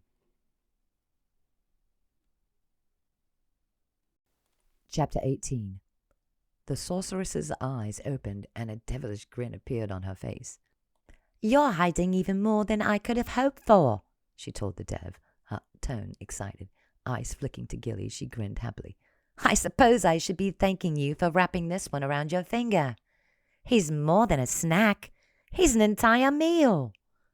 I hope you choke on him, Gilly spit. Willa giggled. It would have been a pleasant sound if not for the context. Someone's touchy, she returned to lean over Solomon until their faces were mere inches apart. You're pretty easy on the eyes, you know. After the ritual is over, I could keep you around, teach you a few things. What do you say? I say not a chance in 17 hells. Gilly's insides sent up a cheer. This time when Phaedra laughed, so did she. Willa, however, didn't appreciate the dev's cold-blooded response. You prefer following around after that one like a lost puppy. Let me tell you, I knew your precious Sagila before she left her home realm. She was the textbook definition of an ice maiden. She's more uptight than some of those virgin goddesses you find on other worlds. That's funny, Solomon mused. She's always come off as hot enough to melt even a frost giant's heart. Gilly's heart beat a little harder at that comment. Does he mean it? Or is he just trying to make the enemy angry? She decided it didn't matter. She liked either result. Willa kept her focus on the dev. She ran her thumb over his plump bottom lip. You know, after she's been stripped of her powers, your precious Fae will only be a shell of her former self.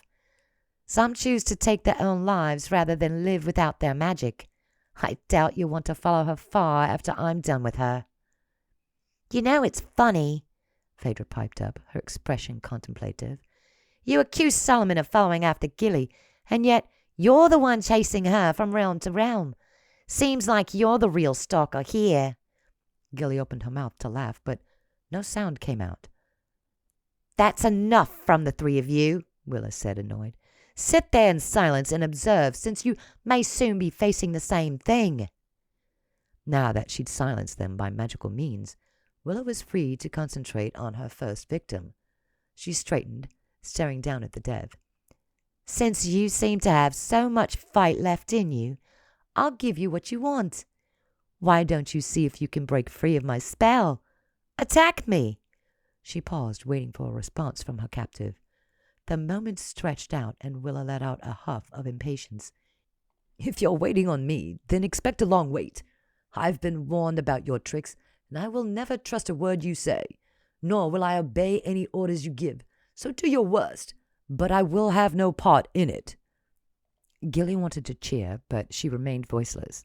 In her mind, she rooted for the dev, telling him to stay the course and not give an inch to the black-hearted female. Oh, come on, Willa replied playfully. Aren't you even curious if you might be a match for me? I'll let you have the first swing, so to speak. Who knows? You might take me down and free your friends. A woman like you doesn't leave things to chance. If you want me to do something, I won't. Solomon was resolute. A stone statue that refused to engage with the sorceress's taunts.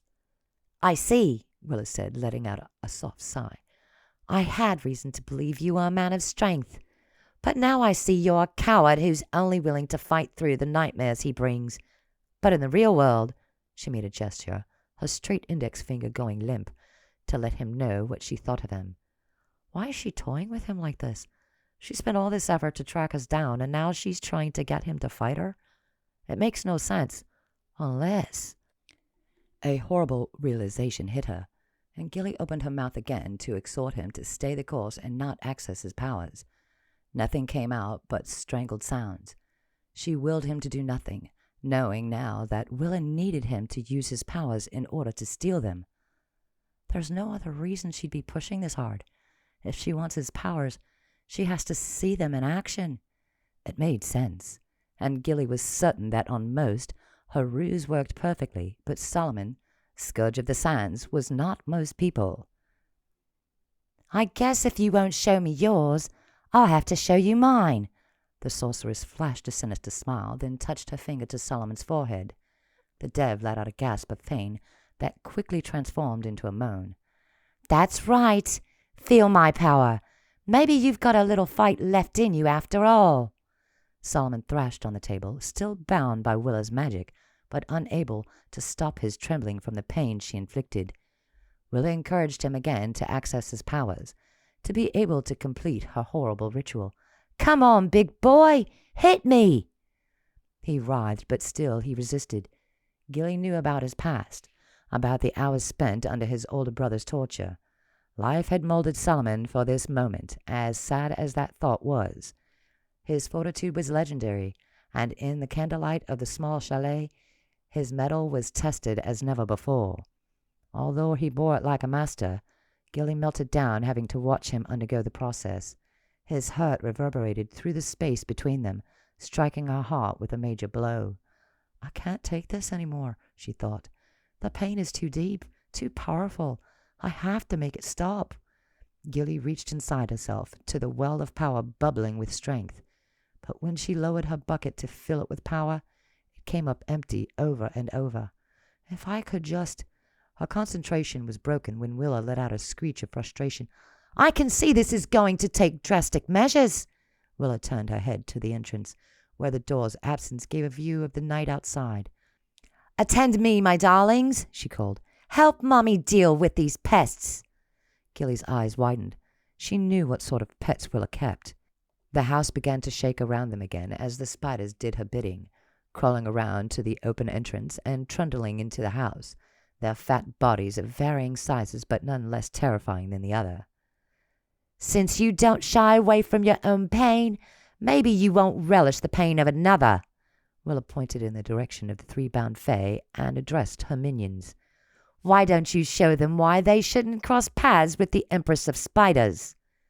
Gilly turned her head to take in her companion's reactions.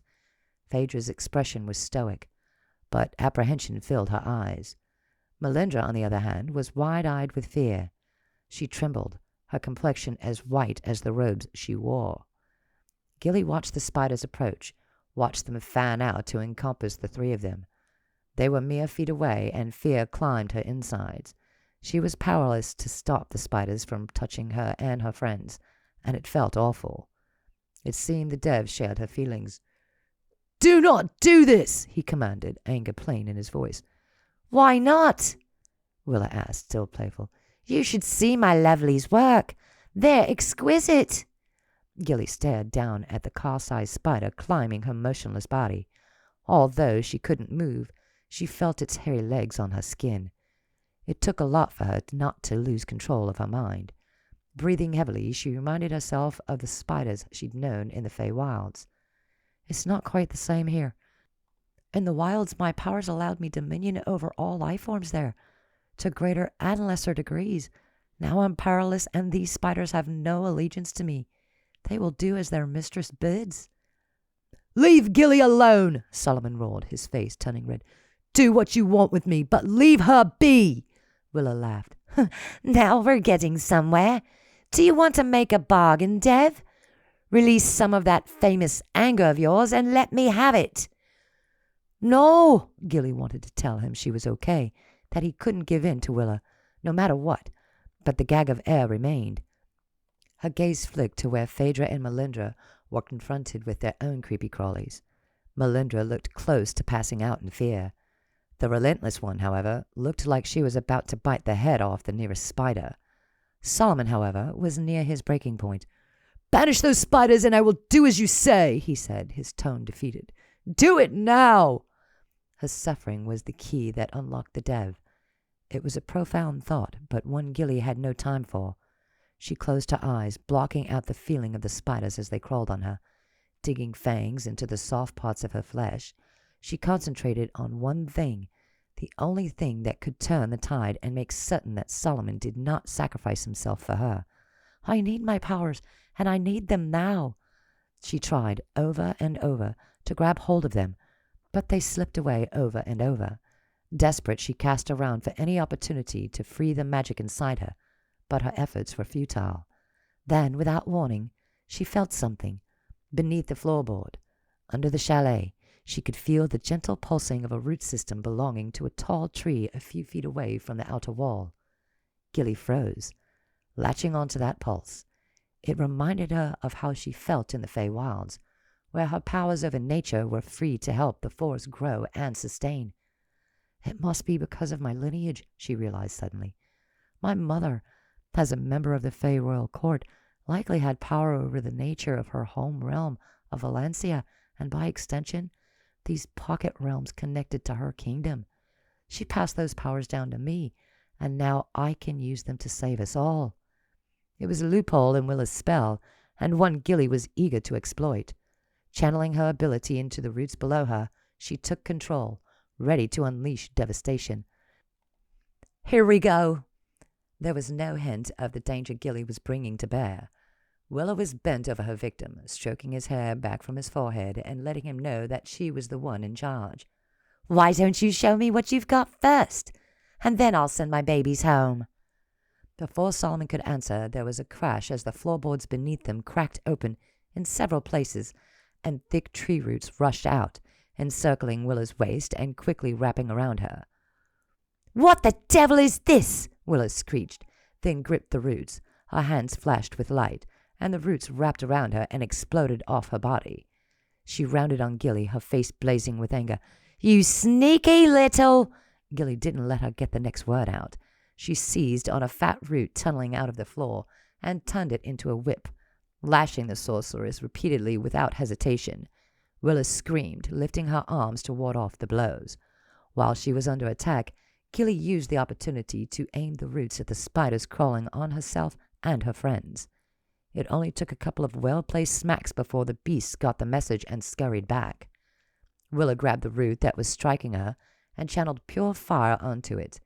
Gilly saw it ignite, the fire chasing its way down the root and out of sight beneath her. A second later, through the window, Gilly saw the tree outside burst into flames. The sorceress's laugh was dark and laced with anger. I can see that we are in need of a change in plans. Since you're desperate for attention, let's deal with you first. Willa raised her hands and held them out to Gilly. A beam of pink light surged from those hands directly into Gilly's consciousness. Pain lit up every cell, and Gilly writhed in agony under the onslaught of the most ferocious agony she'd ever felt. I can't take much more of this, she realized, before she lost control of all thought. In the throes of agony, with the gag still in place, Gilly released the only kind of scream she could, a psychic scream that seemed to rock the chalet on its foundations as it shot up into the night. A silent scream to herald my end, her heart whispered, as the world around her grew dark. She knew the sorceress was about to take everything from her, and there was nothing she could do to stop her. Chapter 19. Has anyone seen the eye? A few headshakes answered Bracken's question. Torva has not been able to locate him, even with the help of the entire Kingsblade and our armed forces. It's as if he's disappeared without a trace. Lyra sounded both sad and disappointed to admit that point. Lena let out a frustrated breath. She sat on a small sofa in the Fae King's private apartments in the royal palace of Exaria, the Fae Realm's capital city. I guess these apartments aren't so private now, she noted. She and Bracken were sharing residence in one of them, and her mother had joined Lyra in his own suite of rooms. She had a feeling things were more active in the palace than they had been in a long while, maybe ever. The eye is useless to us, Elspeth spat from where she paced in front of a long bay of windows overlooking a rose garden. The tile floors will soon be worn away from my mother's steps, Lena thought wryly, then signaled the attendant for another cup of tea. We've been talking in circles for days, the Fae Queen continued. We cannot rely on the Eye or any of his demonic brothers. They're not to be trusted, and putting off something of this magnitude is a surefire way to get taken advantage of. Just look at what happened last time. I don't think it's as easy as all that, Lena replied softly. We still don't know how we landed in that ambush. Maybe something went wrong, and that's how we ended up in the Prince of Darkness's palace. Elspeth pursed her lips and gave her daughter a look that said she was disappointed in Lena's critical reasoning skills. He double-crossed us, child. Just because we drove off the last would-be invader doesn't mean we don't have a few vipers in our midst. Lars stood and put his arm around his mate. She's only trying to understand what happened, like the rest of us. He looked over his shoulder and gave Lena a nod, warming her insides. In the time since they'd reconciled, Lena had struggled to build a relationship with her mother. There were still many things unsaid between them, and although Lena loved her mother, she knew Elspeth was a complex woman with conflicted feelings about the events of the last age. Lia, on the other hand, had been a delight to get to know. Having a father was a new experience for Lena, and she'd said as much to Elspeth in passing. Distracted, her mother had informed her that Lia was not the twins' father, that magic alone had summoned them into existence, just as Lia himself had been created eons ago. The news had disappointed her at first, but Lena soon realized it didn't matter. Although he wasn't technically her biological father, and had only recently learned of her existence, he was excited to learn all about her. They'd grown closer over long walks in the gardens and afternoon teas in which they'd shared their likes and dislikes and found much common ground between them. As much as Lia was growing to like Lena, his one true allegiance lay with her mother. Elspeth was his queen, his lover, and his entire world. He drew her into his arms now and ran his fingers through her long, red-gold hair. She allowed him to soothe her for a moment, but soon walked out of his arms to continue her pacing. "We should go back to Ahrimanabad," she said, again, for what was surely the 100th time since their return from the Hell Realm. "That is the last place we know Gilly to have been." "You know I have been searching for her there in the world of dreams, but I haven't found a trace of her." Lena frowned, wondering if her mother even heard her. "The dream world is not a place of facts, daughter, as I've told you." Elspeth's tone was peevish, and Lena's spirits sank. "In fact, I'm embarrassed to know you girls have been mucking about that cesspool. I suggest you avoid it." "What do you have against the world of dreams?" Lena asked, her temper sending up smoke signals as a warning of a potential explosion on the horizon. "There's nothing seedy about it. It's actually quite lovely most of the time." The Fae Queen held up her hand. "I don't want to hear you talk about things you have almost no knowledge of. My younger self once found myself trapped there for a stint, one I will not relate to you here. Suffice it to say that the place is not a playground, and you'd be better suited to stay away." "Begging your pardon, my queen," Bracken spoke up, "but I believe we are all making use of whatever talents we have to try to return your daughter to you. Let's keep our criticisms constructive and our emotions in control." An icily arched eyebrow started her reply, but Elspeth let out a long sigh. "You are correct, of course, and I do apologize for the state of my emotions, but I was only just reunited with my lovely daughters. To have Gilly taken from me so soon after—" She shook her head, and Lena saw that she was blinking back tears. She squeezed Bracken's hand and stood to enfold the queen in a warm embrace. "I know, Mother. I feel that way too. But if we work together, we'll find her. Gilly is strong. She's not going to give up without a fight, and neither are we." Elspeth hugged her back. "I'm so sorry," she whispered in Lena's ear. Her voice cracked, and Lena's heart went out to her. "So sorry for everything." Feeling better, Lena retook her seat on the sofa. "Perhaps we could—" "We need to invade Ahrimanabad." The queen's words overrode her, and Lena's eyes widened in alarm. "Darling, I'm not sure if you understand what you're suggesting." Lia's tone was gentle, his words coached to avoid offense, but the Fae King missed his mark. "I'm not a fool, Lia," Elspeth said stiffly, lifting her chin to stare down her nose at him.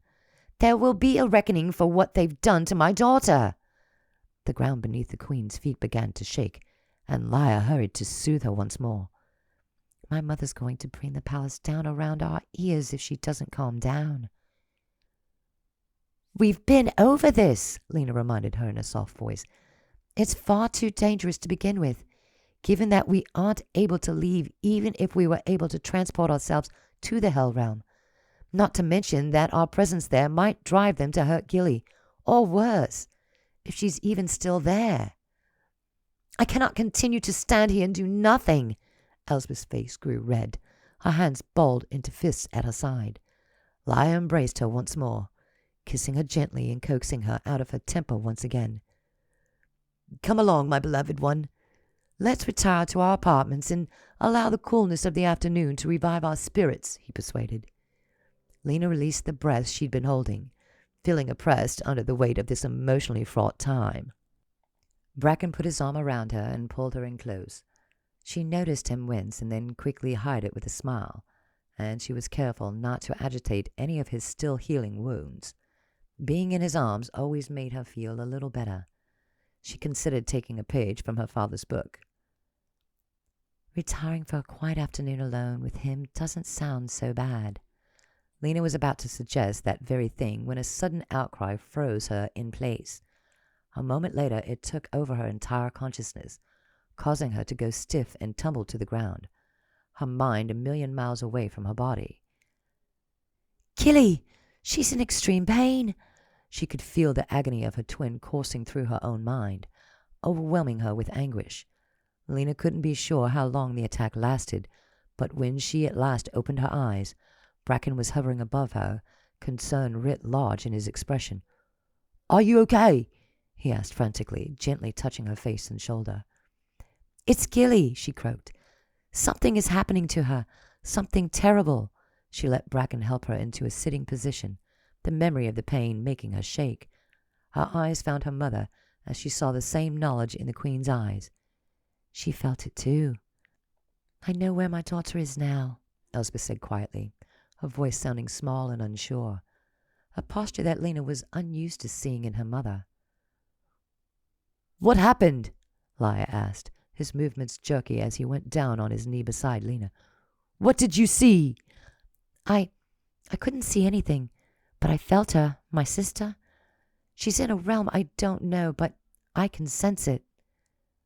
"So can I." Elspeth's voice gathered strength. "My child's agony has painted a path straight to her location, and without a moment to waste." She looked at each of them before continuing.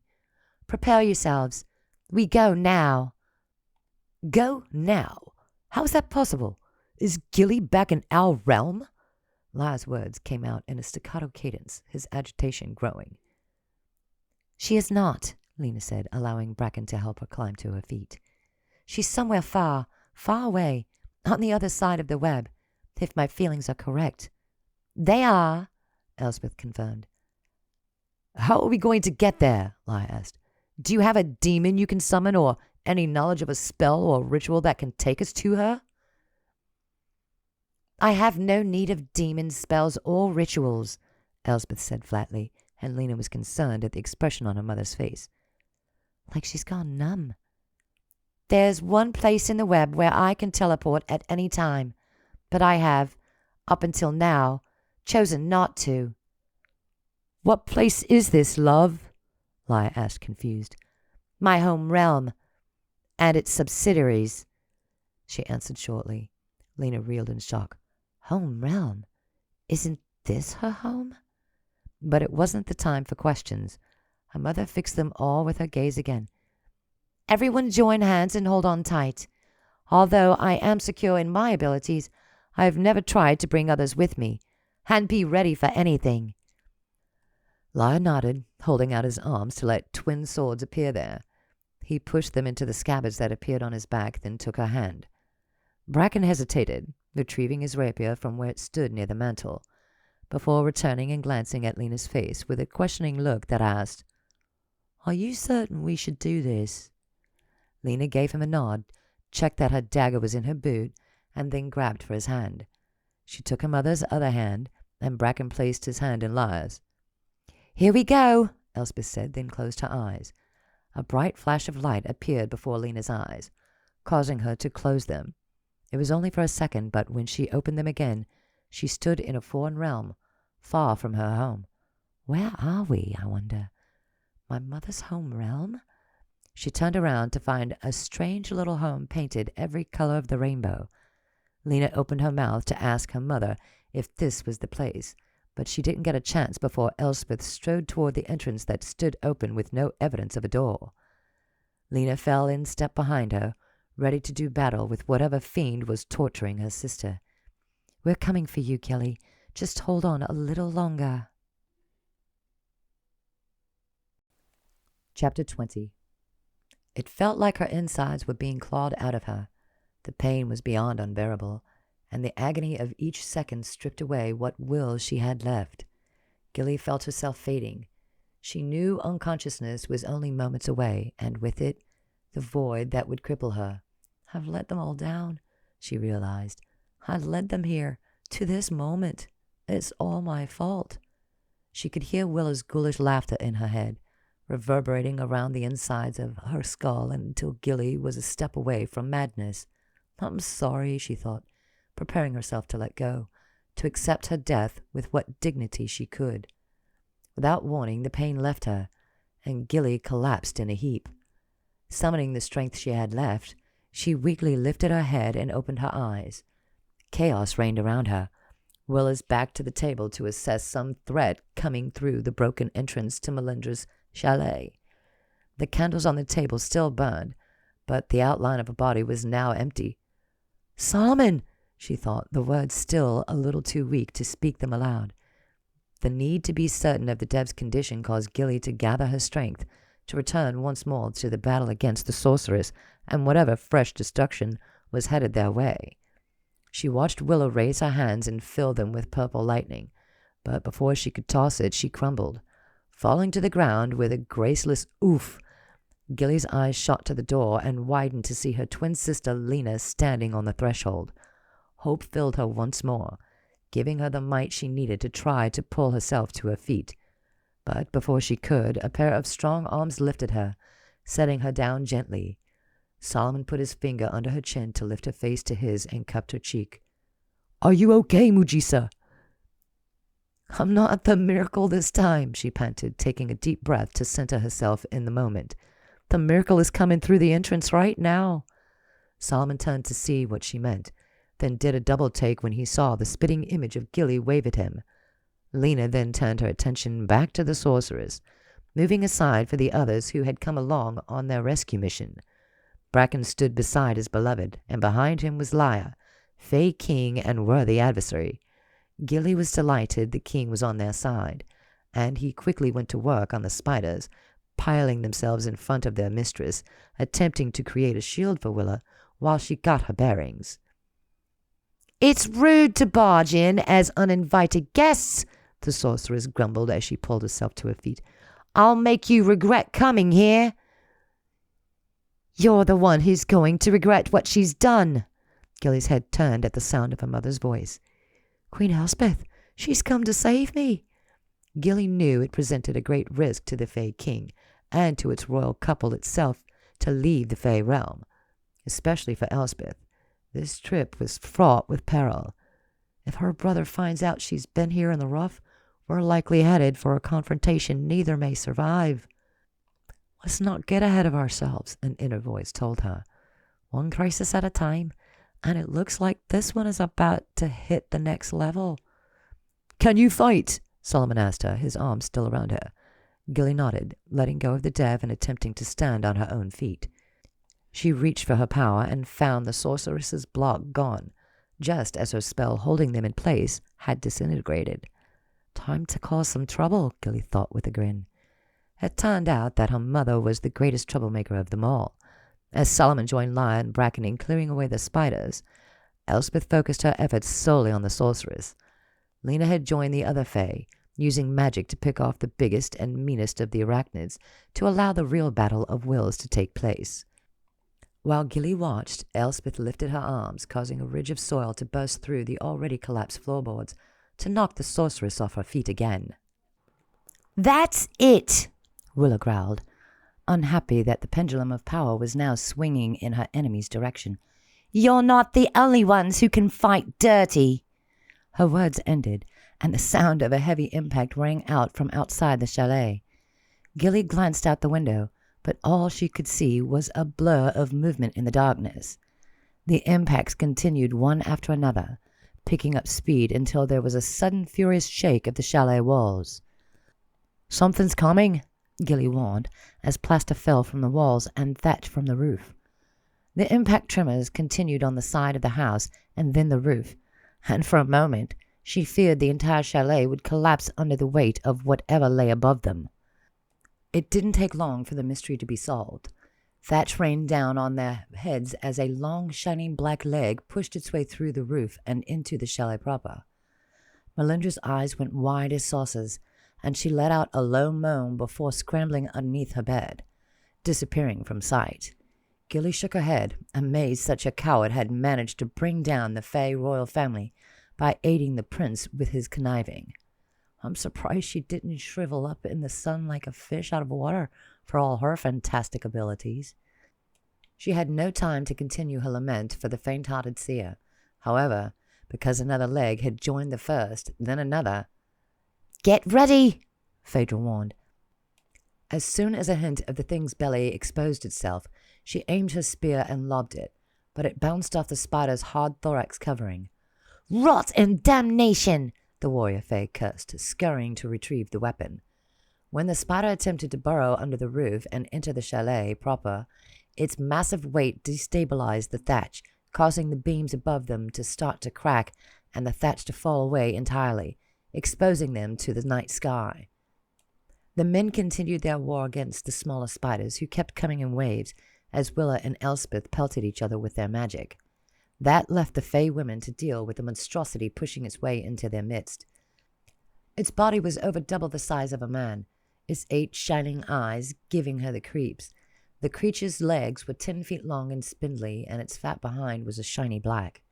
Phaedra sped forward, this time able to bury her spear in the split between the plates in the thing's exoskeleton. It reared back, baring its fangs, and Gilly caught sight of the brazen red skull on its abdomen. "It's venomous!" she shouted, knowing the marking was nature's way of making sure other creatures stayed away from its perfect killing machine. Gilly knew that if the spider managed to bury its fangs in any one of them, that one would drop in seconds from the deadly injection of the spider's poison. "Link with me!" Lena called to her, extending a hand. Gilly grabbed for her twin, the contact sending a rush of power through her. The torrent was a wild ride, and Gilly could barely hang on. Then Phaedra surprised them, grabbing Gilly's other hand. The twins' combined powers rushed through the warrior Fae, and Phaedra's eyes went wide before they turned up in her head and she dropped. "Unleafing believable," Gilly muttered under her breath, but there was no time to check and see if the other Fae was all right. The spider descended toward the twins, aiming its spinneret in their direction and shooting a spray of heavy white web at them. Gilly seized control of the link and aimed a burst of flame at the web, melting it before it had a chance to touch them. Then she took up the offense and aimed a bolt of pure energy into the thing's underside. It rocketed back at her, reflected by the spider's shiny exoskeleton, and Gilly let out a cry, pulling her sister to the side before they took the brunt of the bolt themselves. The spider followed up with its own attack, its forelegs swinging down to sweep across the floor in an attempt to knock the twins off their feet. Both Lena and Gilly managed to avoid the legs, but just barely. "That's it," Gilly grunted, anger getting the better of her. "We're taking you out." Gilly aimed her hand for another blast, this one right into the creature's eyes, when Lena grabbed her hand. "Give me control," she asked, a strange light in her eyes. "I know what to do."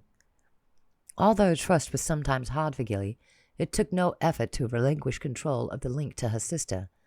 She trusted Lena with every ounce of her being, and she knew whatever her sister had planned was going to knock the arachnid for a loop.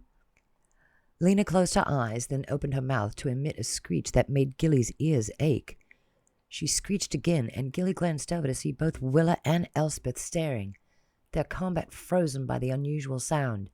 Then an answering call came out of the night, and Gilly realized what Lena was doing. The flap of enormous wings drove a breeze down into the house as an eagle the size of a barn swept down, its talons in front at least 4 inches long. It sunk them into the spider that let out a hiss before going limp in the giant bird's grip. The eagle flapped again and disappeared back into the night, taking the spider away for a late-night snack. Gilly laughed, then threw herself into her twin's arms. "Brilliant! How'd you pull that off?" Lena shrugged. "I'm not quite sure. I suddenly felt its presence in the vicinity and, well, I took a chance." Gilly nodded, remembering how her abilities had located the roots under the house in much the same way. Chalking it up to Elspeth's legacy of nature-based powers, Gilly returned her attention to the ongoing battle. The men made short work of the rest of the spiders, the piles of their dead growing on all sides. The sorceress and the Fae Queen, however, seemed locked in a battle of will. Their forms were motionless, their bodies rigid, the looks on their faces feral. The fight is taking place inside them, Gilly realized, wondering what was going on where she couldn't see. Come on, Mother. Give this acorn hoarder what she deserves. Phaedra groaned at her feet, blinking awake at last. Remind me never to challenge you two to a fight, she croaked, pulling herself to her feet. What's happening? She asked, her hand pressing against her aching head.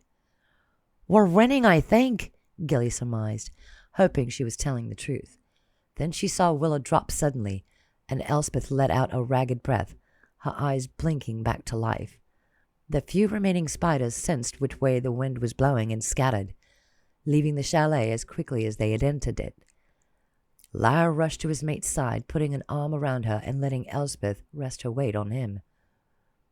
Well, that was interesting, the Fae Queen said, then let out a laugh. Phaedra echoed her sentiment, chuckling happily. I think you're the interesting one, she said to Elspeth. I'd be happy to take on any manner of monster with you, my lady.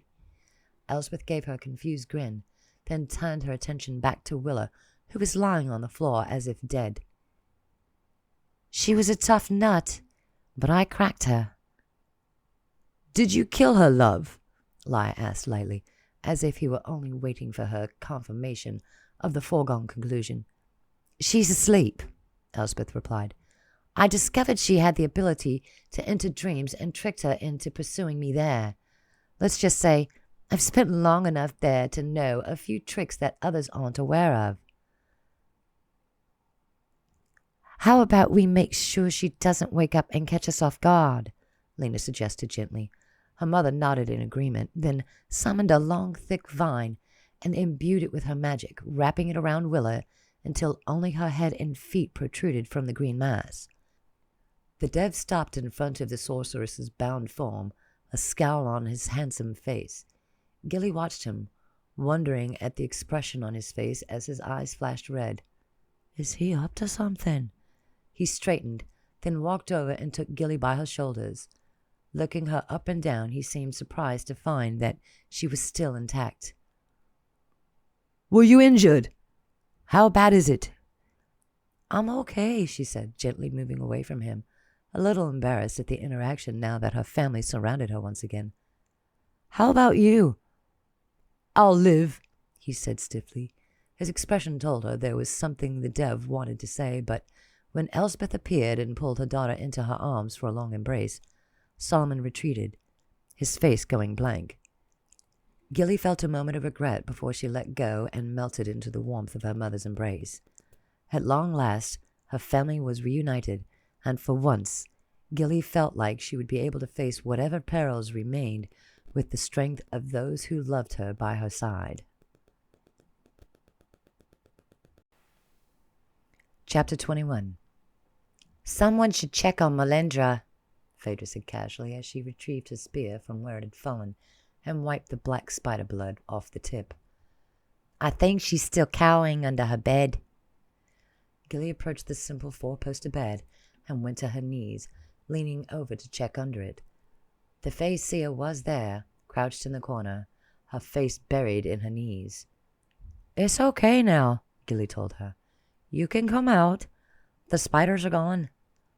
It took several minutes for her to coax Melindra back out into the open, and when the seer assessed the damage to her home, tears sprang from her eyes.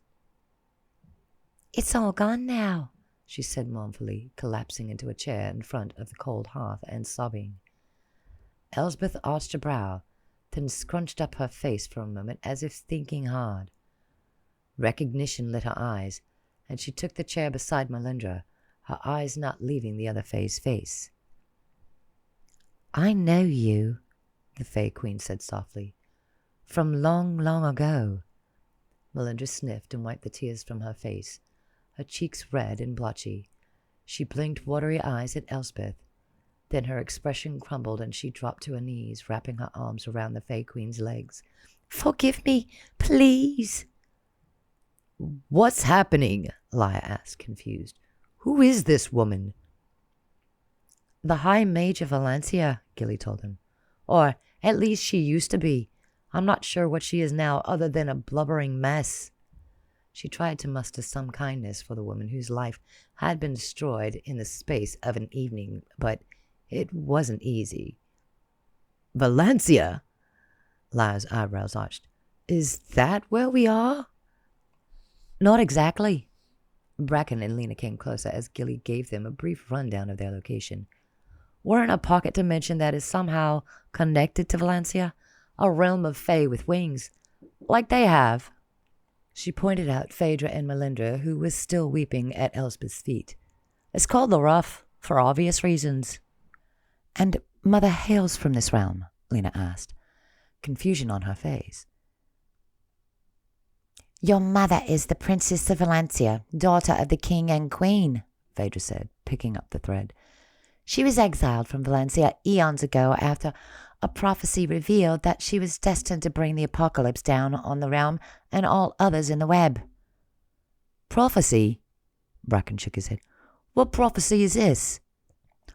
One spoken by that woman, Gilly said, gesturing at Melindra, and one that was molded into a lie that resulted in our mother's banishment and forced separation from her family. A lie? What dark deeds do you speak of, child? Lyra's face turned black, the thought of his beloved suffering at the hands of her own people filling him with anger. It was the Queen's own brother, Prince Eddard, who was the driving force behind the idea. He hated his sister and wanted her out of the picture, and he manipulated Melindra into changing the real prophecy she'd foreseen into one in which our mother was the cause of the end times. Is this true? Elspeth asked, reaching down to lift Melindra's chin from her knees. Did Eddard put you up to this? I'm sorry, Melindra sobbed, almost choking on her grief. I've wanted to apologize for so many years. Your brother misled me, promised me love and the devotion if I helped him, then abandoned me here in the rough to rot. Gilly watched her mother let out a long breath. Thank you for finally admitting the truth. Please spare me, even though I don't deserve it. Her voice was small, her hands shaking as they clutched at Elspeth's skirts. Please. No one will harm you, Elspeth replied gently. You have suffered for long enough.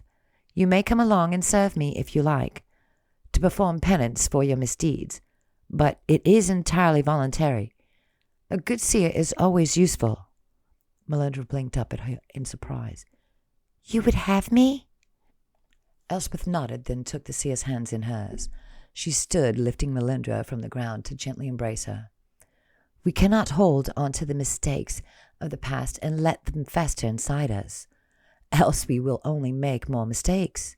I learned that the hard way. Thank you, Melindra sobbed, unable to turn off the waterworks. Oh, thank you, my queen, for your generous mercy. Gilly let go of the tension she'd been holding since the battle, relieved to finally be able to relax her guard a little. It turned out the tension was the only thing keeping her upright, because in the next moment she was overwhelmed by exhaustion. She stumbled and Solomon caught her, pulling her close to his side. You're tired. Too tired. It's time for a little rest. Gilly tried to argue, but a massive yawn cut off her words. She gave in, finally, and allowed the dev to lead her to Melindra's bed. He patiently cleared away the scraps of thatch and plaster that had fallen on the heavy quilt, then tucked her under it. Rest while we figure out our next step. You have plenty around you who will see to your safety. Yes, rest, Lena said, coming to her side to pat her hand. You've earned it. How did you know I was here? Gilly asked, her mind tired but still full of questions. We felt you, Mother and I. When you screamed out in agony, whatever you did, it gave us a bead on your location. Elspeth brought us straight here. But how? How could you appear here in an instant? Because Valencia is Mother's home realm, she is apparently able to appear there whenever she wants. It's one of her innate abilities. Gilly nodded, realizing it was not unlike what Solomon had been able to do via the sands on his home estate back on Ahrimanabad. Then a notion popped into her head that sent everything sideways. Can Lena and I do that too? Could I have just teleported home to the Fae Wilds whenever I wanted? Was all of this just a giant waste? Looking over in Solomon's direction, she realized she wouldn't have changed the journey for any price. With that thought in the forefront of her mind, Gilly fell deeply asleep. The wails of a child drew her attention almost immediately, and Gilly blinked at the world forming around her. "Someone let me out of here!" The child cried again, its tiny voice sounding far away. Gilly stood on a bare patch of ground in a courtyard of sorts. There was a border of flagstone around the dirt patch, and beyond it, grey stone walls rose for several stories, leading to a crenellated top where a god stood looking out, a bored expression on his face. "The fruit of the poison tree will wither the line," the child's voice called again, followed by a faint and terrible laughter of a mind on the edge of madness. "It's coming from below me," Gilly recognized. At the same moment she caught a glimpse of the wings on her back. "I'm dreaming." That awareness allowed her to use her powers over the world of dreams to sink below the dark earth in search of the voice and its owner. It didn't take long for her to touch stone walls, a secret cell dug into the ground, bathed in darkness. This is not a fitting place for a child. "Who's there?" the child's voice called. "Another spider to terrorize me? Careful, or I will add you to my growing army." "Willa?" Gilly said then, realization hitting her. She'd somehow fallen into the Empress of Spiders' dream. Not dream. Nightmare, she corrected, taking in her surroundings. Gilly put two and two together, remembering Solomon's expression as he looked down on the bound woman back in the chalet. He was sending her this nightmare, she thought, then shivered. She pulled on her innate abilities and caused her skin to glow, illuminating the small cell. Spiders did indeed skitter away from the light, revealing a small, pale girl with a dirty face and dark, unkempt hair. From the state of her skinny frame, Gilly realized she'd been down here for some time, and the first prick of pity for the sorceress needled its way inside her. "Who are you?" the child asked her, her tone telling Gilly that the girl wasn't certain the figure she was speaking to was real. "How did you get here?" "That's not important," Gilly said with a wave of her hand. "How about you tell me how you got here?" The child shrugged her bony shoulders. "My father put me here to forget about me, or to punish me, or save me." She looked down at her hands and muttered something to herself, something about hatred and poison and salvation. "We all have prophecies to fulfill, don't we?" "Prophecies?" Gilly asked, coming closer. The room was narrow and the ceiling was short, and crouching in the corner made her back ache. At home on dirt floors, she bent her legs and sat down across from the junior sorceress. "What do you know about prophecies?" "Only my own," little Willow said mournfully. "Because I am destined to end my father's rule. He and the rest of the kingdom has shunned me, but they don't know that the venom will set me free." "Venom?" The Fae eyed her in confusion. Willow stuck out her arms, and Gilly saw they were covered in red welts.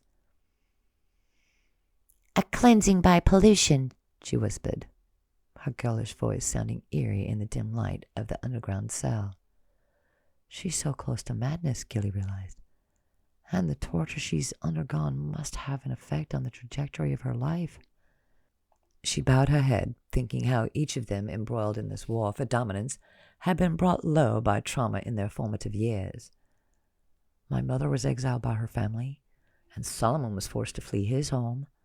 Lena and I were given up by our mother in favor of her war on her lover, then separated, our memories wiped, and our lives almost forgotten. She could see how those traumatic events had shaped each of their lives, how it had led them to where they are now, trying to correct the mistakes of the past while being in danger of reliving them by carrying out evil deeds on the others. My quest for revenge on the stone dwellers, Solomon's desire for deep sands to be wiped from the earth, and my mother's ability to give up everything in favor of self-preservation. When does it end? It ends now, she answered herself. Using her power over the dream world, Gilly concentrated on dispelling the nightmare the Dev had constructed out of Willa's memories. Gathering the girl into her arms, she flapped her wings and floated to the surface, ignoring the dirt and grime that could not touch her due to her magical ability in this place. Gilly soared higher into the canopy, then into sunshine that was hidden above. Willa blinked up into the sunlight, a smile on her gaunt face. The Fae's heart broke for her a little bit in that moment. She dreamed up a white fluffy cloud, then landed upon it, setting Willa down and encouraging her to close her eyes and go to sleep. "There is much for you to do in the waking world," she told the girl.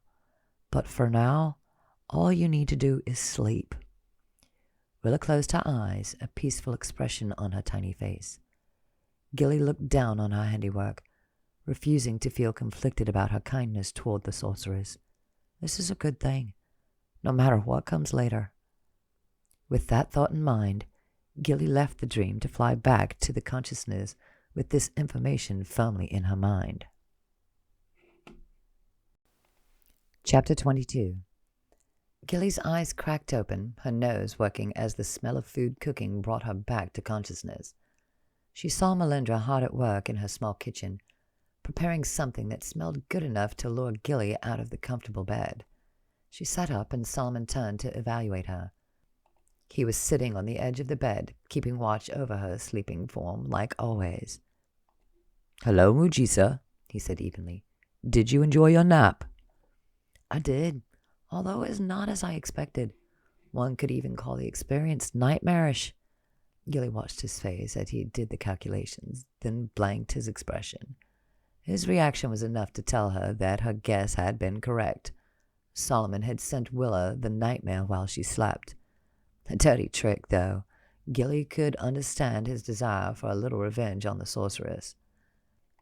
She climbed out of the bed and stretched, nodding to her sister Lena, who was sitting on Bracken's lap in one of the armchairs in front of the hearth that was now blazing with a crackling fire. Lyra was busy hauling out the corpses of dead spiders, and Phaedra gave him a hand, clearing out the small chalet of the dead pests. A flashback of Willa's dream entered her mind, and she pushed it back, still a little too raw from the events of the night before to give it the consideration it required. "Breakfast will be ready soon," Melindra said, humming a tune as she worked away, dawn shining down on her through the wrecked portion of the roof. It was the first time Gilly had seen the seer happy. Maybe it was the interaction with others after such a long time that had brightened her outlook. Or maybe it was the forgiveness the Fae Queen had offered her. Either way, the seer's outlook had improved, and Gilly found that she didn't resent her for it. That's progress, I guess. "Where's my mother?" Gilly asked the Dev, still feeling a little awkward around him now. She'd expected to have to part with him before reuniting with her family, but all of them being in the same room together without some kind of major confrontation was a wrinkle she hadn't anticipated. Even Phaedra seemed to forget her animosity toward the Dev who had done her wrong. Maybe things are getting better for once. "Outside," Solomon replied, pointing to the window through which she could see Elspeth in the clearing, sitting on the same stump Gilly had occupied when Melindra had shared her memories via the mist. "I'm going to go check on her," Gilly said, then turned back to put a hand on his chest when Solomon tried to follow her. "I'll be fine. But if you're worried, you can watch from the window, okay?" The Dev looked like he wanted to argue, but he nodded and turned back to take a seat in front of the window. Gilly walked through the broken doorway and out into the clearing, heading for where her mother sat and stared out at the forest. She wasn't sure how to start, so she simply said, "Mother?" Elspeth turned around and gave her daughter a soft smile. "Feeling better?" She held out her hand for Gilly to take. She grasped her mother's hand and nodded. "Thanks for your rescuing me," Gilly said softly. "I thought I was a goner for a second there." "I'll always come to your rescue if I can. You and your sister are the most important things in my life," she told her. "There are many things that I would do over again if I could, but creating you and your sister is not one of them." Gilly stood there silent for a moment, her emotions a riot inside her. I know about your exile, she said at last, hoping she was broaching the subject in a compassionate way. It must have been very hard for you to be pushed out on your own when you were just a child like that. Frankly, I don't know how you survived. Elsbeth gave her a sad smile. Where did you hear that I was exiled? Gilly's brow furrowed. Weren't you? It's etched in the temple in Valencia.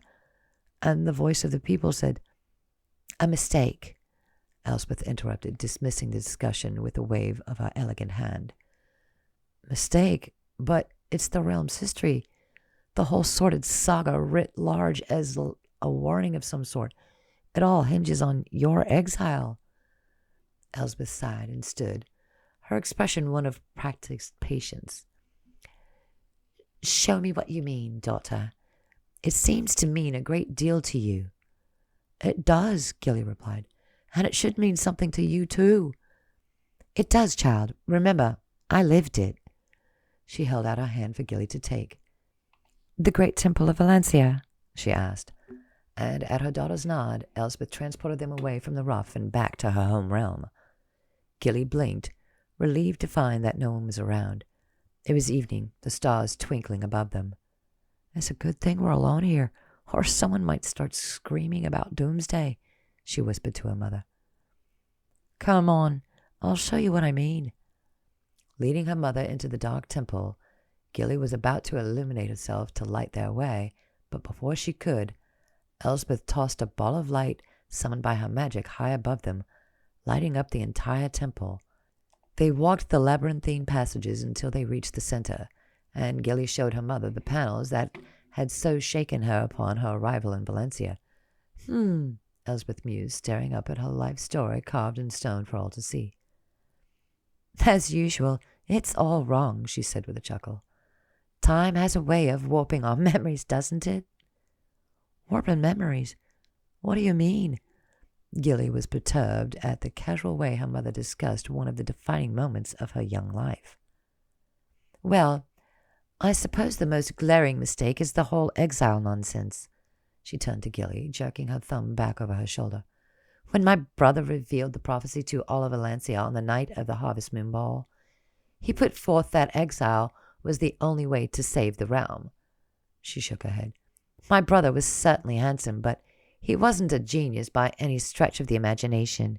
As soon as he suggested it, many of our academics and clerics pointed out the flaw in his logic, saying that my exile would make the prophecy self-fulfilling, because I had to go away in order to come back and usher in the apocalypse. Gilly scratched her head. She's got a point there. How did he respond to that little piece of logic?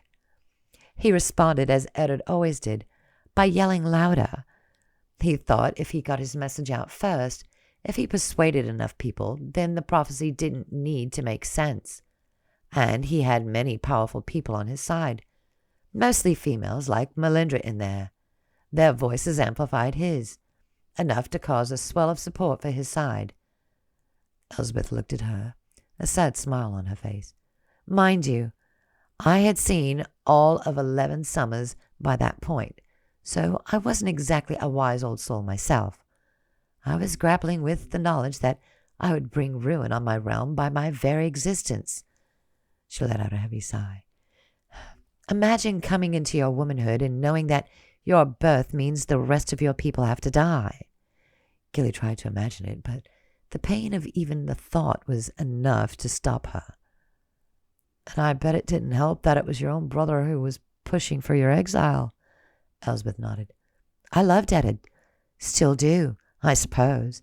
He could be very charming when he wanted something, but he was never what I would call friendly, and sometimes I could feel his thinly veiled hatred for me. It wasn't an easy thing to come to grips with. So what happened then? It sounds like the academics and clerics lost. Did your parents buy into your brother's version of the events? Elspeth let out a slow breath. They didn't want to. They told me over and over that they would keep me safe, that they would never send me away. Love always drives out hate, they told me, contrary to what any prophecy might say. But I was young, and I thought I knew better. I couldn't bear the weight of knowing I would be the one to lay my parents low. And so I left. You left? Just like that? Gilly sat down hard on a nearby stone bench. She hadn't been expecting this turn of events. You were only a child. How did you pull it off? How did you survive? That's a big question, Elsbeth said with a breathy chuckle. Getting off-world wasn't as hard as I thought it might be. I snuck to one of the portals to the rough and traveled there first, knowing it was the only way to get away from Valencia without alerting my parents. If I'd gone around asking for potions or a teleporter to talk to, they would have caught on quickly to my plan. Unfortunately, I was able to pull it off, and there began my journey away from Valencia and to my own realm. I have so many questions, Gilly said, starting to tick them off on her fingers. How did you get out of the rough? And did you hear about what was going on here while you were away? Did you know how your parents reacted? I hear they are still in seclusion, still racked by the grief of your departure. Elspeth shook her head. I can answer the first question, but there isn't enough time to tell the whole tale. It was in the rough, while I was looking for a way off-world, that I discovered the world of dreams and my ability to fall into others' dreams. While there, I met a real dreamwalker, someone who can not only walk into someone else's dreams, but could travel to the dreamer's location via the dream. It is a skill very few have in all the web, and my younger self was very impressed, leading me to trust the wrong person. She let out a long sigh. I eventually was able to escape the rough via the dream world, but the cost was heavy. I lost countless time, imprisoned in the world of dreams, so by the time I made it out, I swore to myself I would make my own world, not in a dream, but in reality. And that is what led to my creation of the Fae Wilds. Gilly shook her head. I have to know more. How did you... Her mother held up a hand. We've been gone too long already. I promise I will tell you and your sister both all about my journey after leaving my home. But this is not the time, nor the place. Gilly nodded, then spared another glance at the panels. If you left of your own accord, how come everyone believes that you were exiled, and why are you pictured as an adult in these carvings and not the child you were? Elsbeth shrugged a shapely shoulder. I was a child, as you say, but the others involved were not. They were adults. Perhaps over time they decided to shape the tale in a way that was more palatable to their belief system, hence my adult form being pictured there. She looked up at the temple wall, her mouth pursing. As for the exile, it shows that the control is in their hands and not mine. If they say I left of my own accord in an attempt to save the realm, I could be held up as a martyr. My inkling is that my brother made sure that history matched his own version of events. Gilly nodded. It made sense, as depressing as it was to realize how fallible people could be, even the ones we loved and trusted. Come, child, Elspeth said, holding out her hand once more. I hear breakfast is in the offing. With a chuckle, Gilly put a hand in her mother's, and a moment later they reappeared in the clearing before the broken-down chalet. Solomon rose from the steps leading up to the chalet's entrance, a scowl on his face. That was a mean trick to play. Elsbeth opened her mouth to respond, but Gilly squeezed her hand, giving a small shake of her head to indicate she would handle the dev. Her mother patted her shoulder, then headed inside, leaving the two of them to continue their discussion alone. You told me to stay inside. You told me I could keep watch over you from the window. The dev wasted no time castigating her for her supposed crime. And yet you and your mother vanished without warning. How do you think that made me feel? Watching you disappear, not knowing... Gilly held a finger to his lips, shushing him. I'm sorry. I should have told you, but I wasn't aware myself until my mother took my hand. I'll be sure to do better in the future. Solomon took a hand and moved away from his mouth. See that you do. I thought maybe... This time, instead of holding a finger to his mouth, she wrapped her hands around his neck, pulling him down to press her lips to his.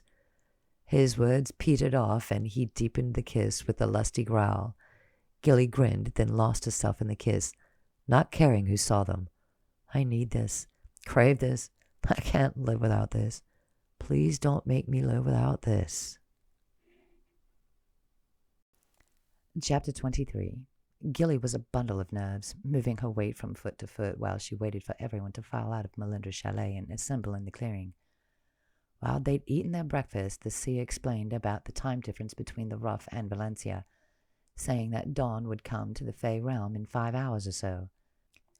Elspeth considered that plenty of time to plan her triumphant return.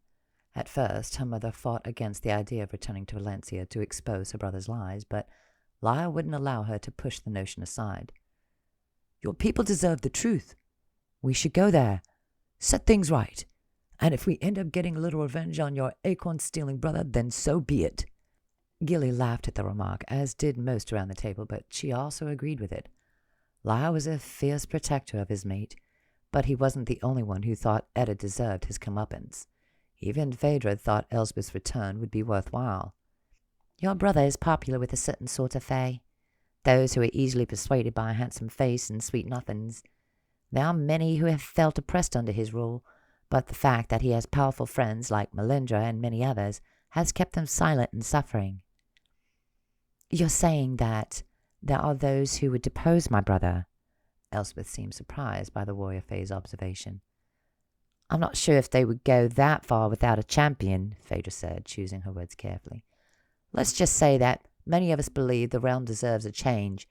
Despite his charm, your brother hasn't been the most capable or equitable of rulers, and with your parents in seclusion for millennia, there are those of us who long for new blood, or even old blood. Phaedra laughed. Any blood but his, I suppose. They came to a consensus to return to Valencia and expose Eddard, and Elspeth accepted their viewpoint with grace. We'll go at dawn, she said, then sipped at her milk-pod tea. I hope Valencia is ready for a surprise. I hope your reappearance doesn't usher in the genuine apocalypse, Melindra said, making a bad joke. No one laughed but Phaedra, who had almost fallen out of her chair with glee. Now they were assembled in the clearing, the wreckage of Melindra's chalet behind them. Elspeth held out her hands to Lyra on her left and Lena on her right, and the rest of those gathered there grabbed the hand of the persons on either side of them. Hold on tight, Elspeth said. I would hate to lose any of you now that we're all back together again. Gilly did as instructed, holding on tight to her sister's hand and the dev's. Solomon squeezed hers to the point of pain, but she didn't complain, knowing it was his way of protecting her yet again.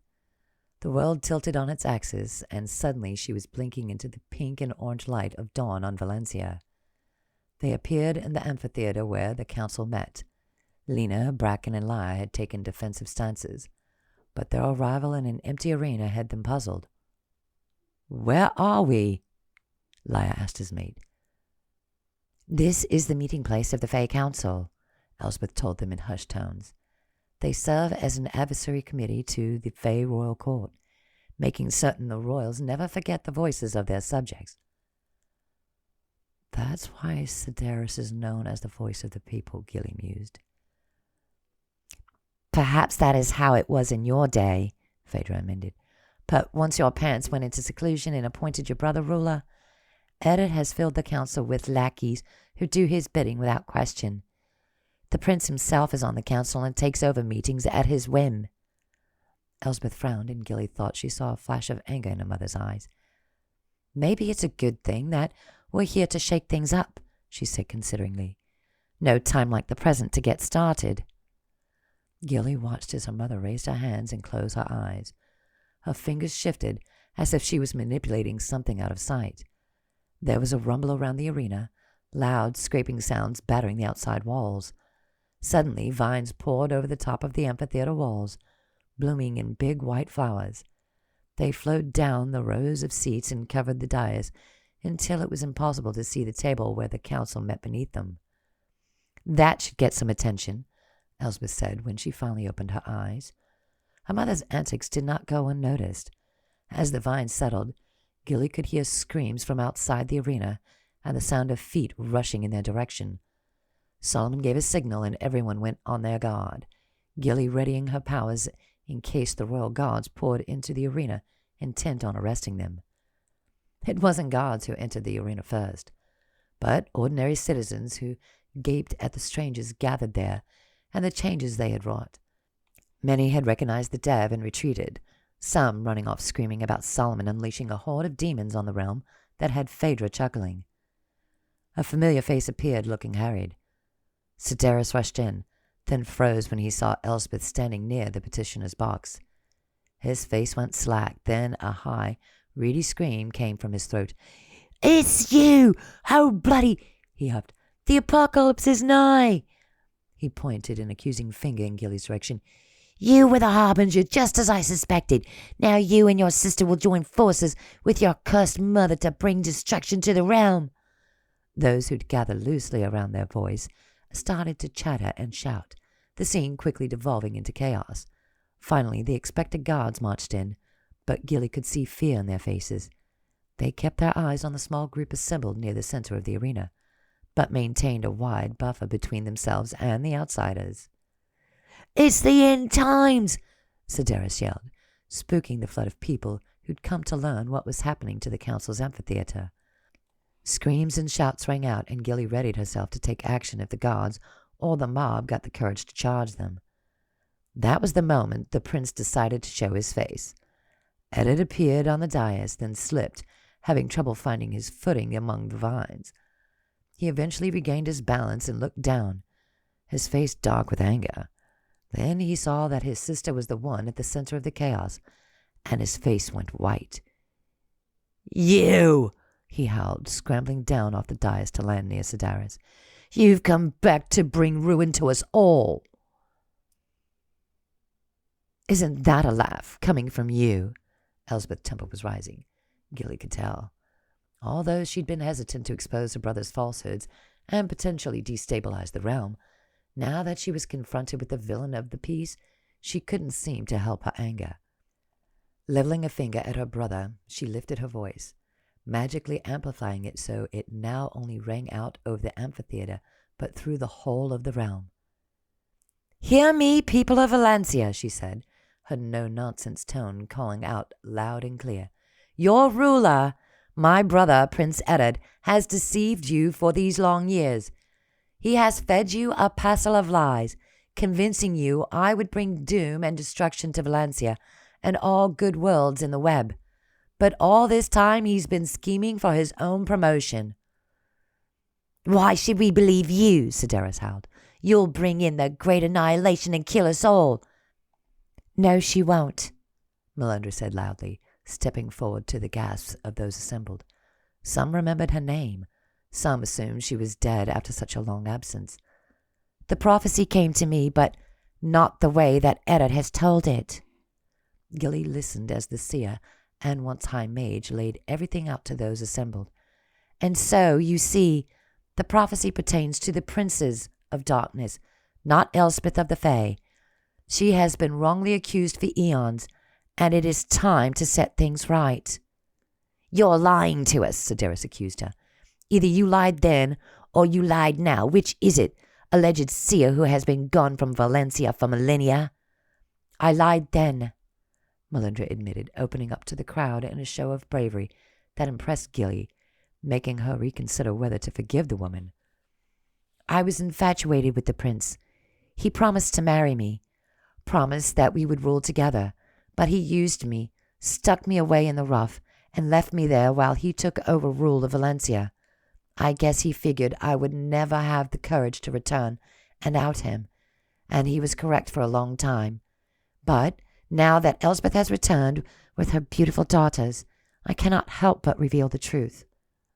Gilly could see that Melinda's revelation was beginning to persuade many in the crowd. Maybe Phaedra was right, she thought. Maybe more people were unhappy with the prince than I thought. "Liar!" Sedaris charged, but Eddard stopped him, holding up a hand to silence the voices shouting. "She's not lying," he said, simply hanging his head. "To my eternal shame and regret, I confess to the crimes as Melinda has laid them out. All I can do is ask for the forgiveness of my people and of my sister." Gilly was shocked by the turn of events. She had expected to have to fight their way out of the amphitheater, then spend long weeks convincing the people of Valencia that their prince was a fraud. But it seemed Eddard had undergone a change of heart in the years between Elspeth's departure and her return. "I am sorry, dear sister," he said mournfully, expressing his grief in the lines of his body and the tone of his deep voice. He looked in the seer's direction, and his eyes grew large. "And dear, sweet Melindra, you did not deserve the way I treated you. For my abandonment, I humbly beg your pardon." He went down on one knee, taking Melindra's hand into his own and kissing the back of it.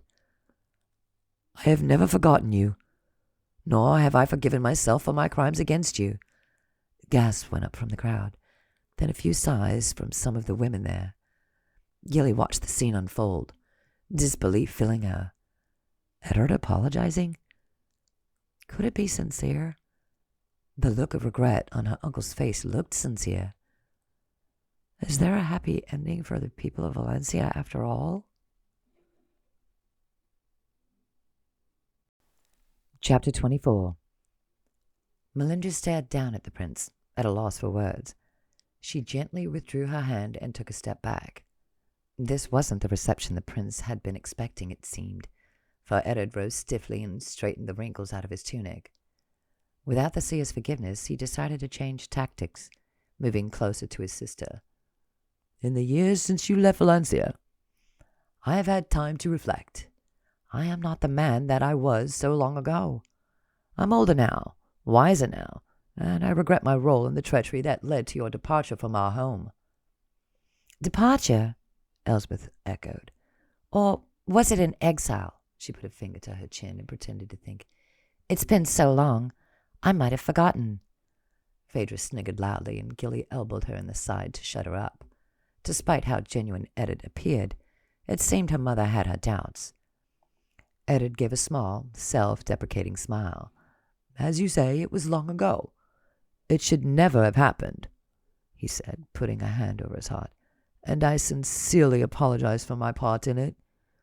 But we are both older and wiser now, and both leaders of our own realms. Let us strive to put the past behind us and usher in a new world of cooperation and peace between those realms." Gilly could tell that he was talking more for the benefit of the crowd than for his sister. Although he'd crept closer, they were still several feet apart, both of them seeming stiff and uncomfortable with their proximity to one another. A sliver of doubt crept into Gilly's mind, and she kept her eyes trained on the prince. Elspeth appeared to consider his words. "I bear no ill will toward the people of Valencia," she said at last, and an unexpected cheer went up through the crowd at her words. Gilly watched Eddard stiffen, a look of surprise on his face that faded almost as quickly as it appeared. He doesn't like that, Gilly thought, her mouth itching to smile, but she kept her face impassive and continued to observe her uncle. "And the people of Valencia bear you no ill will either," Eddard said proudly, his arms sweeping out to the crowd. He expected them to cheer like they had for Elspeth, but only a few clapped for him. His face tightened, but he strode across the stage, cutting the distance between him and his sister. "I have missed you," he said, his words laced with sincerity, "and I have always regretted breaking up our family. Please forgive me and accept my humblest apology." Eddard's arms spread wide, and he came forward to embrace his sister. Elspeth allowed him to approach, her stance open. Gilly felt a shiver of apprehension when she saw a flicker of lightning appear on the prince's fingertips, just as he was about to reach for his sister. "Stop him!" Gilly cried, rushing forward. But before Eddard could lay a hand on his sister, he froze instead, his eyes going wide, and found himself lifted from the ground. "Let me go!" he hissed down at Elspeth. "I have made my apology, and this is completely undignified behavior." "I'm not doing anything," Elspeth replied with a shrug. "I assumed you wanted to go for a little float this morning." Some in the crowd laughed at her remark, Phaedra included, and Eddard couldn't hide his scowl. He levitated higher, the lightning had his fingers dissipating just before he aimed his hand in Elspeth's direction. Scowling, he demanded to be released from her spell. "You came here to humiliate me, didn't you? To take your revenge?" he called out to the crowd gathered around them. "Now the truth is revealed. This has all been some elaborate trick. Stop her before she destroys us all." A voice boomed overhead, shaking the foundation of the arena. "You are the one who will stop."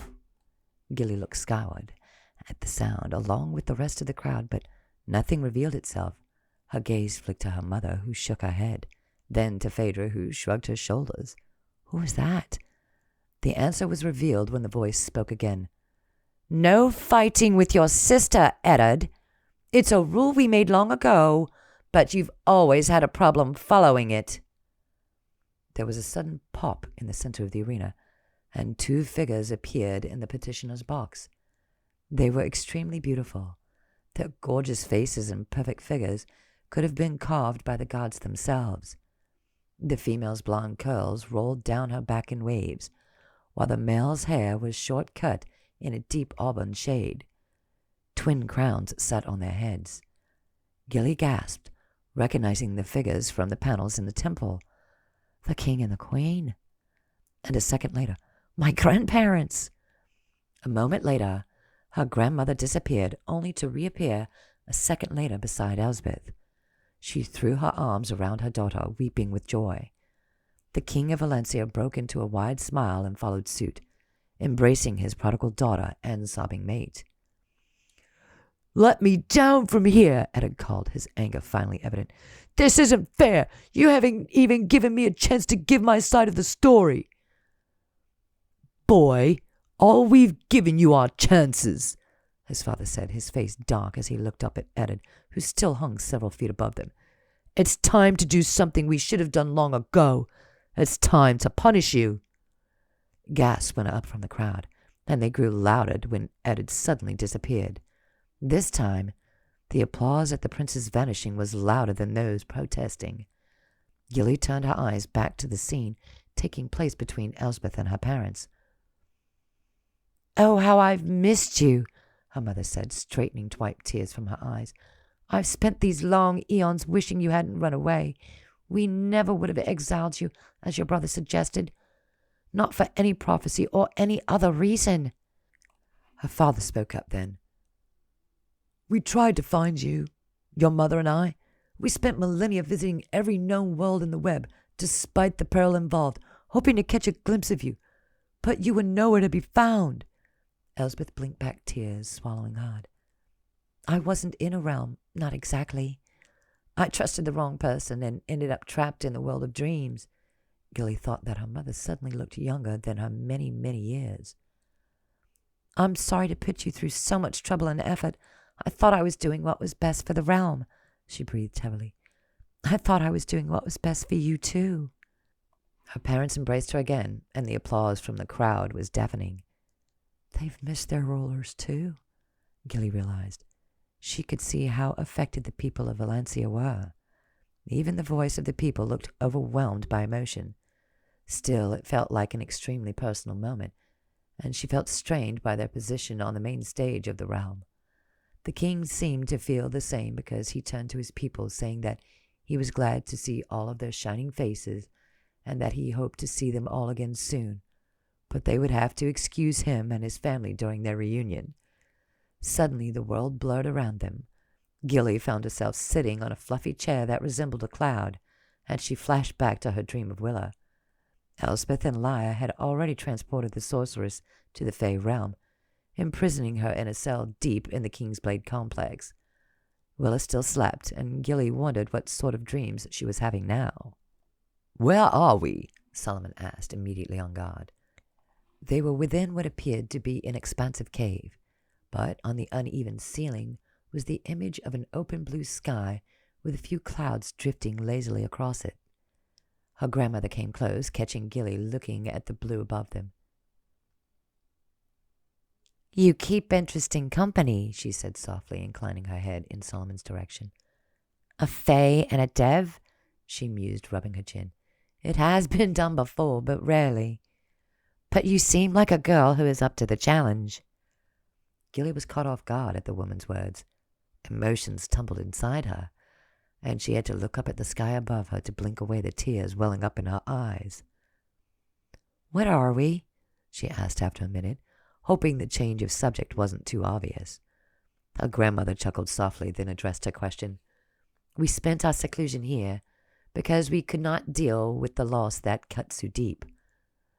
We are far beneath the ground of Valencia's capital in our own pocket realm, but the sky there is Valencia's sky. I missed it when I could not see it." Gilly caught sight of the way her mother was looking at her grandmother, and her heart contracted. "I think you're not the only one." She gestured in the direction of her mother, then smiled. Her grandmother nodded and waggled a finger at her. "Don't think you're getting off that easy. I'll be back to learn all about my granddaughter and how she helped bring about this most blessed reunion." Her grandmother returned to take Elspeth into her arms again, her grandfather beaming proudly as he listened to his daughter speak about the realm she'd created. She introduced them both to Lyra, and her parents smiled warmly, welcoming him into the family. "Well done," Solomon said from behind her. She could feel the dev's heat against her skin, even though he was several inches away. Gilly turned around to face him, her delicate eyebrow arching. "What are you talking about? Somehow you managed to go from being a slave, on the cusp of eternal imprisonment, to becoming a hero to not one, but 2 realms of Fae folk." He grinned charmingly. "If it were anyone else, I wouldn't believe it. But you," Solomon shook his head, "you truly are a miracle." "Mutrisa, please," she corrected jokingly. Solomon laughed, a sound she hadn't realized she missed.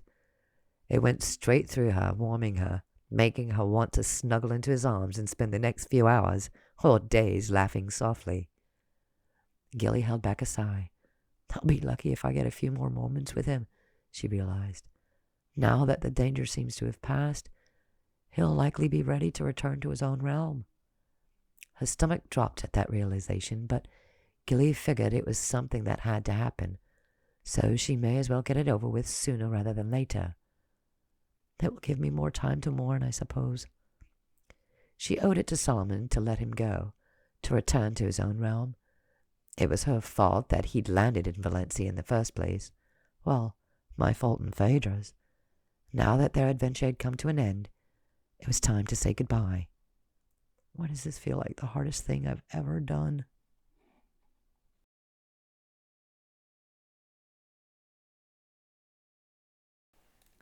Chapter 25. They stood beside a pool that threw strange shapes and colors against the wall of the cave. "Do you suppose this is their private bathing chamber?" Gilly asked, then regretted it when the image of her grandparents canoodling in the water came to her mind. She banished the thought and turned to take in the dev, whose face wore a neutral expression. "It reminds me of the cave we rested in on Ahrimanabad, the one where you tried your powers of seduction out on me, remember?" She did, her face flushing with embarrassment at the memory. He'd turned the tables on her then and had given her a dose of what real seduction looked like. And I've been hooked ever since. He sure isn't making this easy on me, she thought, dreading the conversation they were about to have. Deciding to prolong their time together a little longer, she walked past the pool and through the entrance to a neighboring cave. There she stopped, blinking at what she'd found. "A forest in a cave?" Solomon asked from behind her. She turned to see him staring up at the trees that towered above them so high Gilly couldn't see where they ended. "It must be their magic, the king and queen, I mean," she said, taking a few steps into the forest and scenting the air. "It's amazingly realistic." "Walk with me," he said, holding his hand out to her. "I'm a little scared of all these trees." She laughed, assuming he was teasing her. They set off down a trail that ran between the trees. They'd been through all manner of terrain together, but nothing like this forest. It was dark, but also verdant, and since it was in her grandparents' pocket realm, Gilly was fairly certain there wasn't anything hiding there that might cause them danger. Except my own feelings. They walked in silence, and she soaked in the quiet comfort that flowed so easily between them now. The forest reminded her so much of the wilds that Gilly felt the ache of homesickness. She wasn't sure how long it was before they found a shallow stream running between towering trees that looked older than the dev himself. Solomon knelt beside the stream, cupping his hands to dip them in the clean, pure water. He shook his head, lifting his hands up and bringing them to his mouth for a drink. I don't know if I could handle living in a realm with so much water. Just wait until you see the seas that hold the Fae Realm in their gentle grasp, she told him. Water as far as the eye can see. Solomon shivered, then looked away. It's a good thing I'll never see that. He straightened, wiping the residual water from his hands on his robes. I suppose I'll find a nice dry realm somewhere and settle down. Try to rebuild some semblance of a life for myself. Ignoring the hurt that surged inside her, Gilly continued the conversation. You won't return to Ahrimanabad? Solomon chuckled softly. I don't think Ahriman himself will feel too happy about that. I did double-cross him, after all. Right, Gilly said, having forgotten that little tidbit. After a couple of moments of silence, she tossed out an invitation that was nowhere near as casual as it sounded. You'll always be welcome in the Fae Wilds. I will owe you an eternal debt of gratitude, after all. Fae Wilds, eh? He said, considering her offer. Does this mean you're no longer mad at me for attempting to enslave you and sell you off to the highest bidder?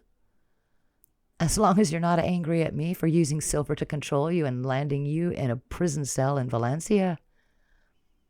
I think you're pretty even then, he replied with a laugh. Still, I haven't exactly got the warmest reception from your kind. Sure, your parents are distracted now, but once the glow of their reunion has worn off, they're going to start giving me dirty looks. Gilly scoffed, her temper starting to rise. You're not giving us proper credit. The people of Valencia might have a history of animosity toward your race, but the folks in the Fae Realm likely haven't heard of your kind, just like I hadn't before I arrived in Ahrimanabad. So you're offering me the life of an outcast, an unknown to your people, trapped in a wet and drafty realm with trees and shrubs and flowers and— Solomon shuddered, his expression laced with fear. I'm used to the wide open spaces of the desert, not the claustrophobia of a Fae forest. Her anger boiled over, and Gilly couldn't hold her tongue. First he insults my people, and then my land. Not to mention he's ready to hie off on his own without a mention of what has grown between us. All because he's afraid of trees? I don't think so. She whirled around, sticking her finger into his chest. Look, Dev, I didn't fall in love with a coward. So you're going to come to the Fae Wilds with me, and you're going to learn to love the trees and the shrubs and the flowers and the water. And you're going to make my people accept you, even if they fear muscular strangers who sometimes transform into 9-foot-tall monsters. And you're going to enjoy it she poked him again, another poke, minute. He grabbed her finger, then pulled her into his arms. You love me? Gilly nodded, her expression serious. Everything is riding on this moment, she realized. He either accepts my love or discards it, and I either sail to the heavens on waves of happiness or sink into the depths of despair. Which will it be? The Dev put his finger under her chin and lifted her face to stare deeply into her eyes. I have loved you from the moment I saw you, so defiant, so beautiful. I had to have you. His lips swooped down to meet hers, and sparks exploded inside her.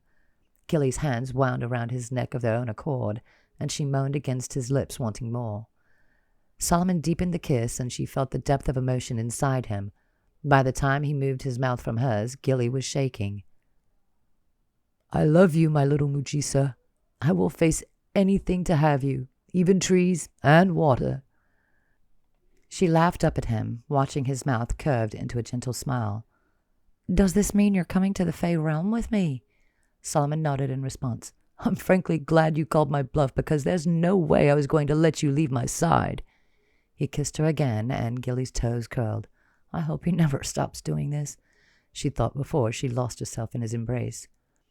It felt like hours later when he released her from his arms. We better get back, or your family will assume I've kidnapped you again.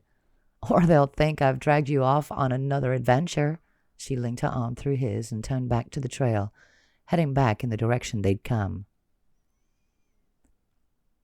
And I thought I could eat a lot, Phaedra said, leaning back in her chair and patting her belly. This Dev puts me to shame. They were seated around King Lai's table in his private dining room. Gilly had only been back in the Fae Realm for a matter of hours, but she was already happier than she'd been in weeks. I didn't realize you could miss how a place smells, how the air tastes. It's amazing to be home again. They departed Valencia with the promise of returning to visit soon, as well as extracting their own promise from Elspeth's parents that they would visit soon, after they decided what to do with their conniving son. Gilly scanned the faces of those seated at the table, discovering she wasn't the only one happy to be home. Bracken leaned over to nuzzle at Lena's neck while she sat beside him, feeding him morsels from her plate. The Fae King and Queen were no less shameless than her sister. They sat beside one another, shoulders touching, talking quietly while they picked at their plates. In fact, the only two at the table who weren't canoodling were Phaedra and Holly. Gilly had convinced the Fae warrior to return with them to her realm to help keep watch over the sleeping sorceress. Why not? Phaedra had replied with a shrug. I was getting tired of patrolling the rough anyway. Gilly was pleased, but she secretly wondered if maybe the relentless one wasn't eager to confront the vamp she knew was waiting there for her. Holly had been happy to accept their invitation. As badly as I want to return to Earth, I know it isn't safe. A shadow crossed her face, and Gilly knew she was thinking about her own vampire stalker. She'd patted the human's delicate hand and told her there were very few off-worlders in the Fae Realm, so the chances of her stalker appearing there were exceedingly slim. Then there were Gilly and Solomon. Since their arrival in her home realm, she'd had a chance to show him the wilds and even the sea beyond them. He'd taken them all in stride and had even learned to climb a tree and contend with the tides. The dev was looking at her now, the heat in his eyes making her ache. She was eager to grab him and return to their bedchamber, but they'd all been called here tonight to discuss a matter of great import. Might as well get this over with, she thought. The sooner we're done, the sooner I can convince the big dev to kiss me senseless. Now onto the topic of the hour, she announced to the table. What do we do with Willa? They batted suggestions around the table, from a lifetime slumbering while behind bars to a public flogging. Phaedra floated the idea of an execution, but there seemed to be little taste for killing around the table. I remember how she was before she got her powers back, Lena shared. She was a great help to me when I was trying to reveal Rashawn's plot to take over the realm. Sure, she was setting me up for her own purposes, but when she was harmless, she was actually nice. Gilly frowned, conflicted. She remembered the dream and how Willa's childhood had shaped her into the monster she'd become. Does her trauma justify the atrocities she's committed? I don't think so, but we can't just ignore them either. What if we stripped her of her powers? Gilly floated. She wouldn't be a danger then, and she could go back to living life like she was before, in the Feywilds. Phaedra frowned. Magic users aren't fond of losing their abilities, she said quietly. I'm not sure you're going to get much gratitude from her for it. In fact, she might prefer execution.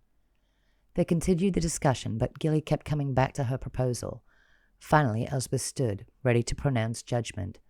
Wilhelmina Timon will be stripped of her magical abilities and allowed to live out her life in the Fae Realm, kept powerless among the people who defeated her.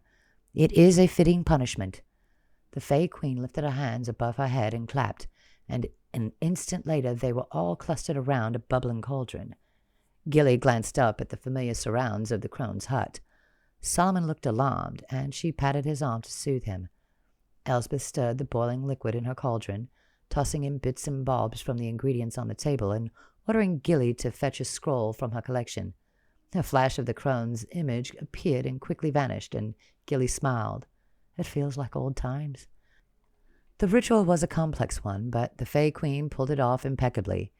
The cauldron sent up a cloud of purple smoke, seeming to make the shape of a puffy 8-legged beast. Elspeth cupped the cloud in her hands and led them out of the door of her hut and to a familiar clearing not far away. They all watched as the Fae Queen went to her knees on an open patch of grass, the smoke still lingering between her cupped hands. Elspeth sent up an ancient chant in a language Gilly didn't know. Suddenly, the sleeping form of Willa appeared before them, the vines that had been keeping her prisoner having vanished. Under the silver light of the moon, Elspeth blew gently on the cloud over Willa's still body. Gilly watched as the smoke spread out to encircle the sorceress. Her body began to glow with the same purple light, and the Fae Queen ran her hands over them, making the smoke sink into her. Willa gasped, her eyes bursting open as the smoke was absorbed. Elspeth placed a hand over her forehead and one over her heart, then whistled high and sure. The glow from Willa's body started to seep into the ground beneath her, creating a jagged line that flashed away from the sorceress. The purple light stopped suddenly, and the ground lit up as it started to rumble. Before their eyes, a tree sprouted and grew with enormous speed. Its branches unfurled and leaves sprouted in a matter of seconds. A minute later, an enormous tree stood before them. Gilly looked closer, noticing what looked like purple fruits that grew ripe as she watched. The purple orbs burst open, and Gilly realized they weren't fruit at all, but eggs. Spiders climbed from their remains, colored the same purple as the smoke. They got to work spinning webs, working fast and efficiently. She watched as large, gilded webs appeared, shining in the moonlight. It was a beautiful sight, a fitting purpose for the sorceress's powers. "You are free," Elspeth told Willa, who was watching the webs grow with a look of despair in her eyes. "Your magical powers are gone, as is your ability to collect new ones. You will spend the rest of your existence without magic, but we have spared your life." "I wish you hadn't," the sorceress sobbed, pulling herself to her feet. "You've doomed me. That's what you've done. Death would have been a mercy, but you have none." With that, Willa ran off into the night. Lyra put his arm around Elspeth's waist, and the pair of them disappeared, leaving the others behind. Bracken shrugged, then held out his hand to Lena. "Fancy a late-night stroll, milady?" Lena smiled and took his hand, and the two of them set off toward the path that would take them to Gilly's village nestled in the trees nearby. Gilly chose to stay a while longer, her eyes watching the spiders as they worked in the tree. "Your mother did the right thing," Solomon said after a moment. "The sorceress sowed her own fate." Gilly frowned. "Willa doesn't seem to think so." She turned to him, feeling vulnerable. After all, stripping the sorceress of her powers was her idea. "Do you think she'll be able to reform herself?" Solomon shrugged. "You've done all you can. It's up to her now." Gilly looked at him, at his handsome face so open and devoted. "I guess she's got a chance. Just look at the wonders I worked on you." Solomon laughed. "Yes, Mujisa, you've worked your miracles on me." He reached into his robes and pulled out a familiar silver ring. Holding it up to her, he smiled. "Look at what I managed to recover after our little fray on Valencia." Gilly chuckled. "Are you so eager to be under my control again?" "On the contrary," he said, holding it out in her direction. "Now it's time for me to put this on your finger." Gilly's heart beat harder as happiness filled her. The Dev leaned in and kissed her, and she felt his love pour into her. As he held her, she realized the real miracle was how they'd found each other.